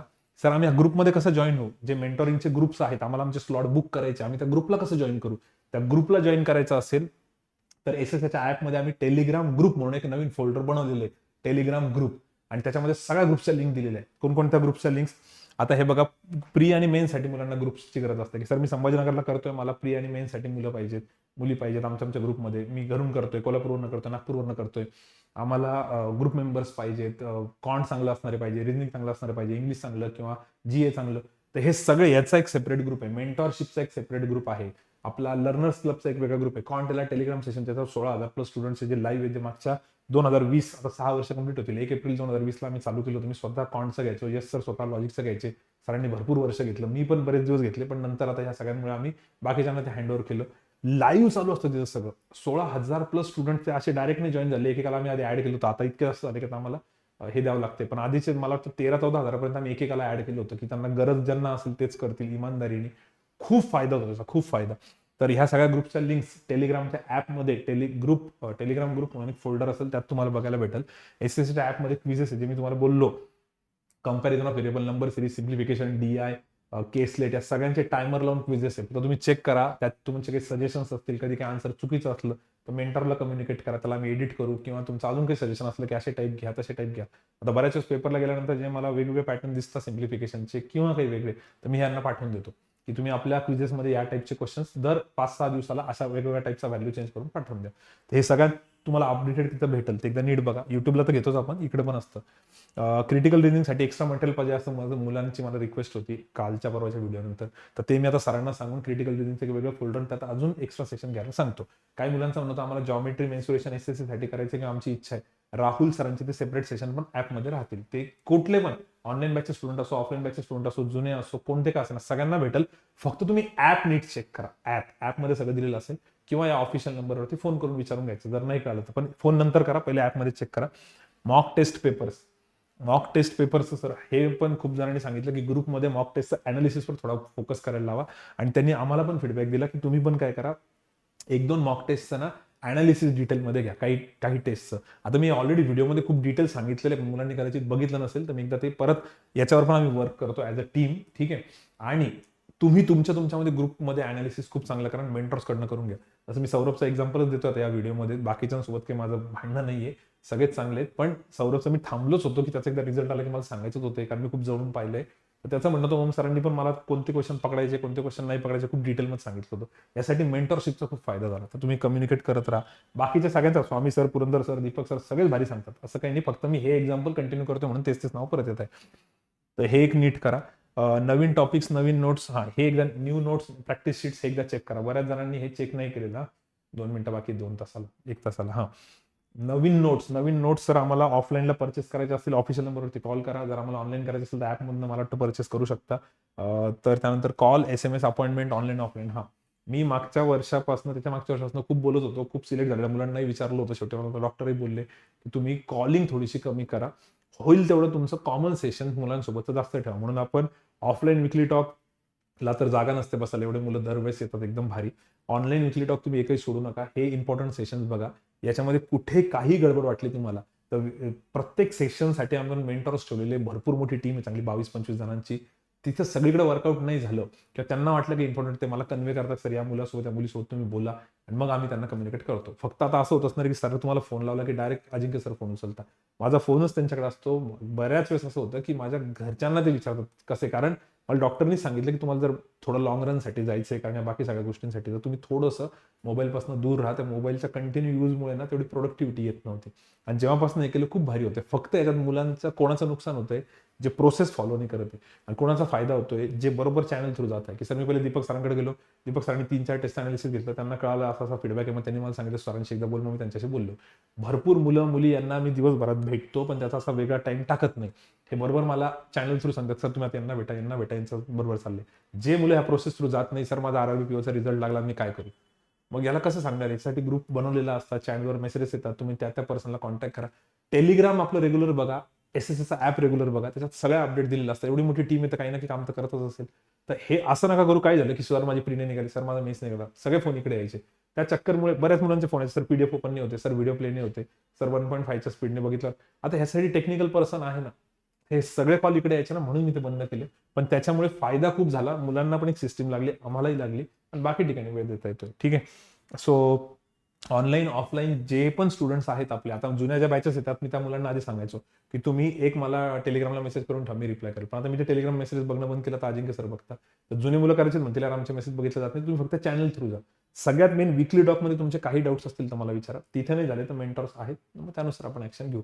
पण असं होत नाही की ज्याची खूप गरज आहे, अर्जन्सी आहे, त्याला भेटायचं आणि भेटलोच नाही. जर तुमचं असं असेल सर माझी स्पीड नाही वाढत, माझी अर्जन्सी आहे, तर स्पीड न वाढण्यासाठी 200, 250, 300 नंबर बघितला का, त्याच्यानंतर मेंटर्सला भेटले का, त्याच्यावर एफर्ट्स घेतले का, काहीच नसेल केलं. आता बरेच जण असे पण असतात जे अजिंक्य सरांना म्हणतात मला सरांना भेटायचं, कशासाठी, काही नाही गावाकडनं आलो सरांना थोडं भेटून घेतो. तर मग असं केल्यामुळे ना गडबड होऊन जाते, ते लांड गाला होतं. कधी कधी खरंच कोणाची गरज असते तर गडबड होते. त्यामुळे आम्ही सिस्टीम लावली. तुम्ही प्लीज फक्त सिस्टीम थ्रू जा. प्रत्येक टीचरचं, माझं, यश सरांचं, मॅडमचं, सिस्टीम थ्रू गेलेलं जास्त बेटर राहील. सिस्टीम काय सर, टेलिग्रामचा टाइम टेबल नीट बघायचा, ॲपमध्ये सगळं व्यवस्थित दिलेलं आहे, आणि त्याच्या व्यतिरिक्त विकली टॉक, बस या 3 गोष्टी रेग्युलर फॉलो करत तुम्हाला सगळे अपडेट भेटत राहतील. जॉब वर्किंग स्टुडंटसाठी, जॉब आणि वर्किंग स्टुडंटसाठी मला थोडंसं बोलायचं होतं. जॉब आणि वर्किंग स्टुडंटसाठी नीट बघा, आणि हे जेवढे पण मुलं अपॉइंट करायचे नसतील ऐकत जॉबवाल्यांसाठी, तर दुसऱ्यांनी नीट ऐकून घ्या की या पूर्ण एंटायर विकली टॉक 300 मध्ये तुम्हाला हे समजून घ्यायचंय सगळ्यात मेन, की काय काय सिस्टीम चालल्या आहेत आणि आपण किती फॉलो करतोय. एवढ्या सगळ्या सिस्टीम चालल्या, आपण किती फॉलो करतोय. नसेल करत तर प्लीज करा, ट्राय करून बघा, तुम्हाला रिझल्ट दिसून जाईल. ठीक आहे. सगळ्यात मेन मोठो विकली टॉक 300चा तो आहे. त्याच्यानंतर ज्यांचं म्हणणं की मी सगळं करतो तरी माझे रिझल्ट नाही, त्यासाठी मी सुरुवातीला 5 पॉईंट सांगितले, तुम्ही हे फॉलो करून बघा. बऱ्याच जणांना असं वाटतं की मी करतोय, पण तेवढे ते स्वतःहून करत नाही, त्यांना फक्त वाटतं तसं. तो एक पॉईंट तिथे एक थोडासा पिक्चर क्लिअर होईल. आणि सगळ्यात मेन मुद्दा हा जो होता माझा शेवटचा जॉबवाल्यांसाठीचा पण, आणि याच्यात जर तुम्हाला काय अजून इम्प्रूव्ह इम्प्रूव्हमेंट वाटली, काही फीडबॅक वाटले, काही सजेशन्स वाटले, तर तुम्ही याच्या कमेंट बॉक्समध्ये टाका. या कमेंट बॉक्समधले स्क्रीनशॉट्स आम्ही घेऊ आणि अपकमिंग विकली टॉकमध्ये ते क्लिअर करू. आणि हा विकली टॉक 300 जो आहे, हा मी वैभव सरांना, अजिंक्य सरांना सांगितलेले की याच्या कमेंट्स रेग्युलर चेक करत राहा आणि याच्या कमेंट्स विकली टॉक 302 मध्ये घेऊ, काही मग 3 मध्ये घेऊ, काही 4 मध्ये घेऊ. जसं जसं कमेंट्स येत राहतील तिथं आपण अपडेट करत राहू. तर फक्त दर रविवारी किंवा सोमवारी आपला विकली टॉक असतो लाईव्ह. आता हे चालूच राहील वर्षभर सगळं. याच्यात फक्त अपडेट करत राहू आपण, काय काय नवीन आहे. पण मेन सगळं मी तुम्हाला याच्यामध्ये सांगितलेलं आहे. तुम्हाला ही प्रोसेस पूर्ण फॉलो करायची. या प्रोसेसमध्ये कुठे तुम्ही कमी पडताय तेवढं बघा. सिलेक्ट झालेल्या स्टुडंट्सला हवं तर ह्या विकली टॉकची लिंक दाखवा. सिलेक्ट झालेल्या स्टुडंट्सला थोडंसं एकदा ह्याचे स्क्रीनशॉट्स काढा हवं तर, हे त्यांना दाखवा की यार सरांनी हे असं असं सांगितलं. जुन्या मुलांना तुम्ही एकदा हे दाखवा फक्त की हे असे असे क्वेश्चन्स आहे, अपडेटेड मटेरियल आहे सगळं. प्री मेन्स एवढे सेशन्स, एवढ्या डेप्थमध्ये सेशन्स, एवढे एवढे क्वेश्चन्स होता. जे स्क्रीनशॉट्स काढून तुम्ही फक्त जुन्या मुलांना दाखवा. ते तुम्हाला सांगतील एक्झॅक्टली की याचा किती यूज होईल, किती नाही. जे सिलेक्ट झालेले आहेत ते, ठीक आहे. आणि जुने तुम्हीच असाल आणि तुम्हीच करत नसाल तर प्लीज हे फॉलो करा. बरं सर, आता याच्यात जॉबवाल्यांसाठी काय बघा. जॉबवाल्यांसाठी सगळ्यात शेवटचा आणि महत्वाचा पॉईंट, जे पण स्टुडंट जॉब करतायत त्यांनी सगळ्यात पहिली गोष्ट काय करायला पाहिजे, तर कंटिन्यू सगळ्या एक्झामचे फॉर्म भरले पाहिजे. बऱ्याच मुलांचं असं असतं की मला आरबीआयला टार्गेट करायचं, तर मग मी आरआरबीचा फॉर्म का भरू, आयबीपीएस क्लर्कचा फॉर्म का भरू. मी तुम्हाला हे नाही म्हणते की तो रिझल्ट काढा म्हणून. मी हे नाही म्हणते की तुम्हाला फायनल सिलेक्शन हवा करायची. प्रीची एक्झाम काढू शकतात तुम्ही. मेन्सच्या एक्झामसाठी तुम्ही अटेम्प्ट नाही केला कॉन्ट रिझनिंगचा सेक्शन तरी चालतं, पण तुम्ही तुमची प्रॅक्टिस करून या तिथे रफ. आता बऱ्याच वेळेस मी पण तसंच करायचो. मी फायनल सिलेक्शनला नव्हतो जात, पण कॉन्टचा पेपर माझा सॉल्व्ह करायचो. तिथं काहीच अटेम्प्ट नव्हतं करत, एक पण नव्हतं करत. कारण कोणाची सीट वाया नाही गेली पाहिजे, पण तुमची प्रॅक्टिस पण तर झाली पाहिजे. तर तुम्हाला सगळ्या एक्झाम जायच्या कंटिन्यू. सर का बरं? याच्याने काय होतं ना, एक्झामला गेल्याचं जे फिअर असतं. कधी कधी काही मुलं काय करतात, फक्त आरबीआयचं प्रिपरेशन करतात आणि डायरेक्ट आरबीआयच्या पेपरला जातात. मग त्यांना तिथे गेल्यानंतर थोडासा नर्वसनेस येतो, थोडा नर्व्स हँडल नाही होत. त्यांना असं वेगळंच वाटतं तिथे गेल्यावर की खूप दिवस झाले मी पेपरलाच नाही आलो, मी तिथे बिलॉंग करतो की नाही, हे सगळे नवीन मुलं, हे चेहरे, हे एक्झाम सेंटर कधी कधी वेगळे. आता प्रज्वलनी पण मला आरआरबी पीओ दिला. प्रज्वलनी त्याचं जॉईनिंग होऊन चांगले 2 वर्ष झालेत, पण तो परत पेपर देत होता. तर तो मला एका पेपरला भेटला. तिथं तो म्हणे की याचं एवढं काही नाही, पण मी पेपर देतो कारण मला हे सगळ्या इन्व्हायरमेंटमध्ये राहायचं. हा पॉईंट खूप इम्पॉर्टंट होता. सगळे एक्झामचे फॉर्म भरा. म्हणजे तुम्ही रेग्युलर बेसिसवर एक्झाम सेंटरला गेले ना, तर तुम्हाला असं काही वेगळं वाटत नाही त्या दिवशी. त्याला रेग्युलरच आहे बाबा आपलं. एकदम तुम्हाला उचलून आणलं तिथं बसवलं असं फिलिंग येत नाही, ठीक आहे. सगळे फॉर्म भरायचे, सगळ्यात पहिली गोष्ट. दुसरं, शक्यतो ट्राय करायचं की तुम्ही जे पण काही करताय त्याच्यात 2-3 मेंबर्स अजून सोबत पकडा, त्यांच्यासोबत तुमची शेअरिंग झाली पाहिजे की त्यांचं काय चाललंय. ऑनलाईन ऑफलाईन कसं पण चालेल, जॉबवाल्यांचंच पकडायचं बरं का. पण कारण की बरेच जॉबवाले मी बघतोय की जे त्यांच्याकडे जेवढा पण टाइम उरतोय, मोस्टली 4 ते 5 तास उरतात, ते 4-5 तासामध्ये थोडंफार ट्राय तर करतात. तर 100% नाही होत त्यांच्याकडनं, पण जेवढं होतं तरी ते स्वतःवर डाऊट घेतात मी कमी करतोय. पण जर तुम्ही तुमच्या वर्किंग मेंबर्सला बघितलं, तुम्हाला कळलं की सगळे मोरलेस तेवढंच प्रिपेअर करतात, तुमचा कॉन्फिडन्स खूप वाढेल. तर सगळ्यात महत्वाचं आहे, पहिले तर सगळ्या एक्झाम्स द्यायच्या, बिलकुल कोणतीच सोडायची नाही. दुसरं, 4-5 जणांचा ग्रुप बनवण्याचा प्रयत्न करा. तुमच्या फ्रेंड सर्कलमध्ये कुठून ना कुठून तुम्हाला भेटतीलच की bank of Maharashtra, bank of Baroda, कुठला ना कुठला कोणी कोणी प्रिपेअर करत असतं. त्यांच्यासोबत फक्त तुमचं वीकली बोलणं झालं पाहिजे. या आठवड्यात काय केलं, ही टेस्ट देऊ. आता तुम्हाला मोटिवेशन कसं भेटू शकतं की चला आपण ठरवून घेऊ की 7 नंबरची टेस्ट द्यायची. तर सगळेजणांनी 7 नंबरची टेस्ट दिली. थोडं तर प्रेशर राहील यार, सगळेजण देत आहे. त्याच्यामुळे जॉबवाल्यांसाठी पण मला वाटतं ग्रुप बनवणं थोडं गरजेचं राहील आणि हे इफेक्ट दिसलंच तुम्हाला याचा, ठीक आहे. सर, तिसरं शक्यतो ट्राय करायचं जॉबवाल्यांनी की सकाळचा जो पॅच आहे त्याच्यामध्ये थेरॉटिकल, इंग्लिशची रिडिंग, जीएची रिडिंग बेस्डवाला पार्ट सकाळी करायचा. आणि जर एखाद दिवशी समजा आता आठवड्यातनं 7 दिवसापैकी संडे तर पकडूनच घ्या तुम्ही, तुम्हाला मॉक टेस्ट द्यायचीच आहे. पण 6 दिवसापैकी पण 1-2 दिवस, आता 5 डे वर्किंग चालूच आहे तुमचं, झालं तर खूपच भारी होऊन जाईल. तर त्यातला 1 दिवस तरी सकाळी मॉक टेस्ट द्यायची. सॅटर्डे संडे पण सकाळी मॉक टेस्ट द्यायची आणि संध्याकाळी त्याचं अनालिसिस करायचं. तर शक्यतो सकाळचा पार्ट फ्रेश मूडमध्ये मॉक टेस्ट किंवा इंग्लिशची रिडिंग, जीएची रिडिंग पाहिजे आणि संध्याकाळी आल्यावर त्याचं अनालिसिस. नाहीच काही झालं तर 1 तासभर सकाळची इंग्लिशची फक्त रिडिंग चालू ठेवा, 1 तास जीए चालू ठेवा. सकाळी 2 तास हे झाले आणि संध्याकाळच्या 2 तासामध्ये 1 तास फक्त मॅथची प्रॅक्टिस, लॉजिकची प्रॅक्टिस. मॅथची प्रॅक्टिस काय झाली, युट्यूबचे व्हिडिओ मोर दॅन सफिशियंट, काही वेगळं करायची गरज नाही. खूप बेकार ब्रेक पडलेला असेल तर मग तुम्हाला app through, classwork notes, homework through जावं लागेल, रेकॉर्डेड बॅच थ्रू जावं लागेल. रेकॉर्डेड बॅच पण असते कमी प्राईसमध्ये, कमी दिवसासाठी असते. तर हे सगळे ऍक्टिव्हिटीज आहेत. फक्त जॉबवाल्यांनी सगळ्यात पहिलं सगळ्या एक्झामच्या फॉर्म भरायचे, कुठला सोडायचं नाही. दुसरं, कंपल्सरी बेसिसवरती जॉबवाल्यांनी ग्रुप, 4-5 जणांचा ग्रुपचा विचार करायचा, अपडेटेड राहायचं. आणि तिसरं, सकाळी संध्याकाळचं जे मी शेड्यूल सांगितलं, सकाळच्या 2 तासात ह्या 2 ऍक्टिव्हिटी, संध्याकाळच्या ह्या, एवढं जर रेग्युलर बेसिसवर केलं तर काम होतं. आणि बाकी तुम्ही युट्यूबच्या सेशनला रेग्युलर प्रेझेंट राहिले, विकली टॉकला, तरी तुम्हाला कॉन्फिडन्स येईल. बरेच जण आहेत जे विकली टॉक लाईव्ह कधी कधी बँकेतनं करतात, कमेंट टाकतात, त्या झोनमध्ये राहिल्याचा फिलिंग येतो, थोडा कॉन्फिडन्स राहतो. सगळ्यात मेन एक्झाम सेंटरच आहे, तिथून खूप कॉन्फिडन्स येतो. तर हे एवढं सगळं आहे बघा. आय होप की मी सगळे पॉईंट्स कव्हर केले असतील. खूप दिवसापासून आम्ही हे बनवत होतो, खूप विचार केला, बऱ्याचशा स्लाइड्स बनवून डिलीट केल्या, बरेचसे परत अपडेट केलं. हा पॉईंट एकदम शेवटी शेवटी परत ऍड केला, विसरलो होतो. तरी पण मला असं वाटतं की पूर्ण टीमने याच्यावर खूप मेहनत घेतली, सगळ्यांनी सगळे पॉईंट्स दिले, सगळ्या मेंटर्सनी. चुकून आमच्याकडनं काही राहिलं असेल चुकून, तर प्लीज कमेंट बॉक्समध्ये टाका, अपकमिंग सेशन्समध्ये घेऊ. क्लासबद्दलचे पॉझिटिव्ह निगेटिव्ह जे पण पॉईंट्स असतील ते प्लीज आम्हाला कन्वे करत राहा, जेणेकरून होईल तेवढा आपण अजून इम्प्रूव्ह करण्याचा प्रयत्न करू. कारण 2017ला आपला क्लास स्टार्ट झाला त्यावेळेस आम्हाला जेन्युअनली कोणालाच नव्हतं वाटलं की इथपर्यंत येईल. 2026 मध्ये आपण 9 वर्षामध्ये तुम्ही रिझल्ट स्टार्टिंगलाही बघितले असतील, आता पण बघा इतके खतरनाक रिझल्ट येत आहेत, जेन्युअन आहेत सगळं. तुम्ही कोणत्याही स्टुडंटला विचारलं ते तुम्हाला सांगतीलच सगळं. तर ह्या सगळ्यांमध्ये चांगली गोष्ट वाटते की कन्सिस्टन्सी ठेवली, इमानदारी ठेवली, कुठेच की गडबड नाही केली. बऱ्याच जणांचं म्हणणं होतं की या सगळ्यांमध्ये सर तुम्ही वीकली 3-3 सेशन्स घ्या, नुसते क्वांटिटी वाढवा, पण आम्ही तसे वाढवलीच नाही. म्हटलं नाही, आपण क्वालिटीच ठेवू. कारण ते त्यावेळेस त्यांना कमी वाटत असेल स्टार्टिंगला, पण आता बघितलं तर 200 पर्यंत व्हिडिओ झालेत ना याचे. आणि हे सगळ्याच ठिकाणी बरं, सगळ्याच ठिकाणी इंग्लिशचा असो, लॉजिकचा असो, तर क्वालिटी त्याच्यात खूप जास्त आहे. तर हे सगळं मला असं वाटतं एवढं जे 8-9 वर्षाची मेहनत होती, ती मेहनत कोणाची होती? स्टुडंट्सची, त्यांच्या फीडबॅकची. त्याचा आम्हाला फायदा झाला. तर इथून पुढे पण जर फायदा करून घ्यायचा असेल तुम्हाला पण आणि आम्हाला पण, तुमचा फीडबॅक खूप इम्पॉर्टंट राहील. तर जो काही जेन्युअन फीडबॅक येतो फक्त देत राहा. कधी कधी असेल यार मी फीडबॅक दिला पण इम्प्लिमेंट नाही केला, काही कारणामुळे तो इम्प्लिमेंट नसेल झाला, पुढच्या वेळेस होईल किंवा त्याच्या पुढच्या वेळेस होईल, पण ट्राय करत राहा. आता जेवढे पण फीडबॅक दिले ते पण मी याच्यात घेतले. आणि अजून काही वाटलं तर प्लीज कन्वे करा. पण विकली टॉक 200 पहिले बघायचा, 250 आणि मग 300, याच्यामध्ये सगळे पॉईंट्स क्लिअर होतील. बाकीच्या अपडेशनसाठी आपले पुढचं आहेच. ठीक आहे, चलो. तो आय होप सगळ्यांना सगळे डाऊट्स क्लिअर झालेच असतील. काही असतील तर प्लीज कम्युनिकेट करा.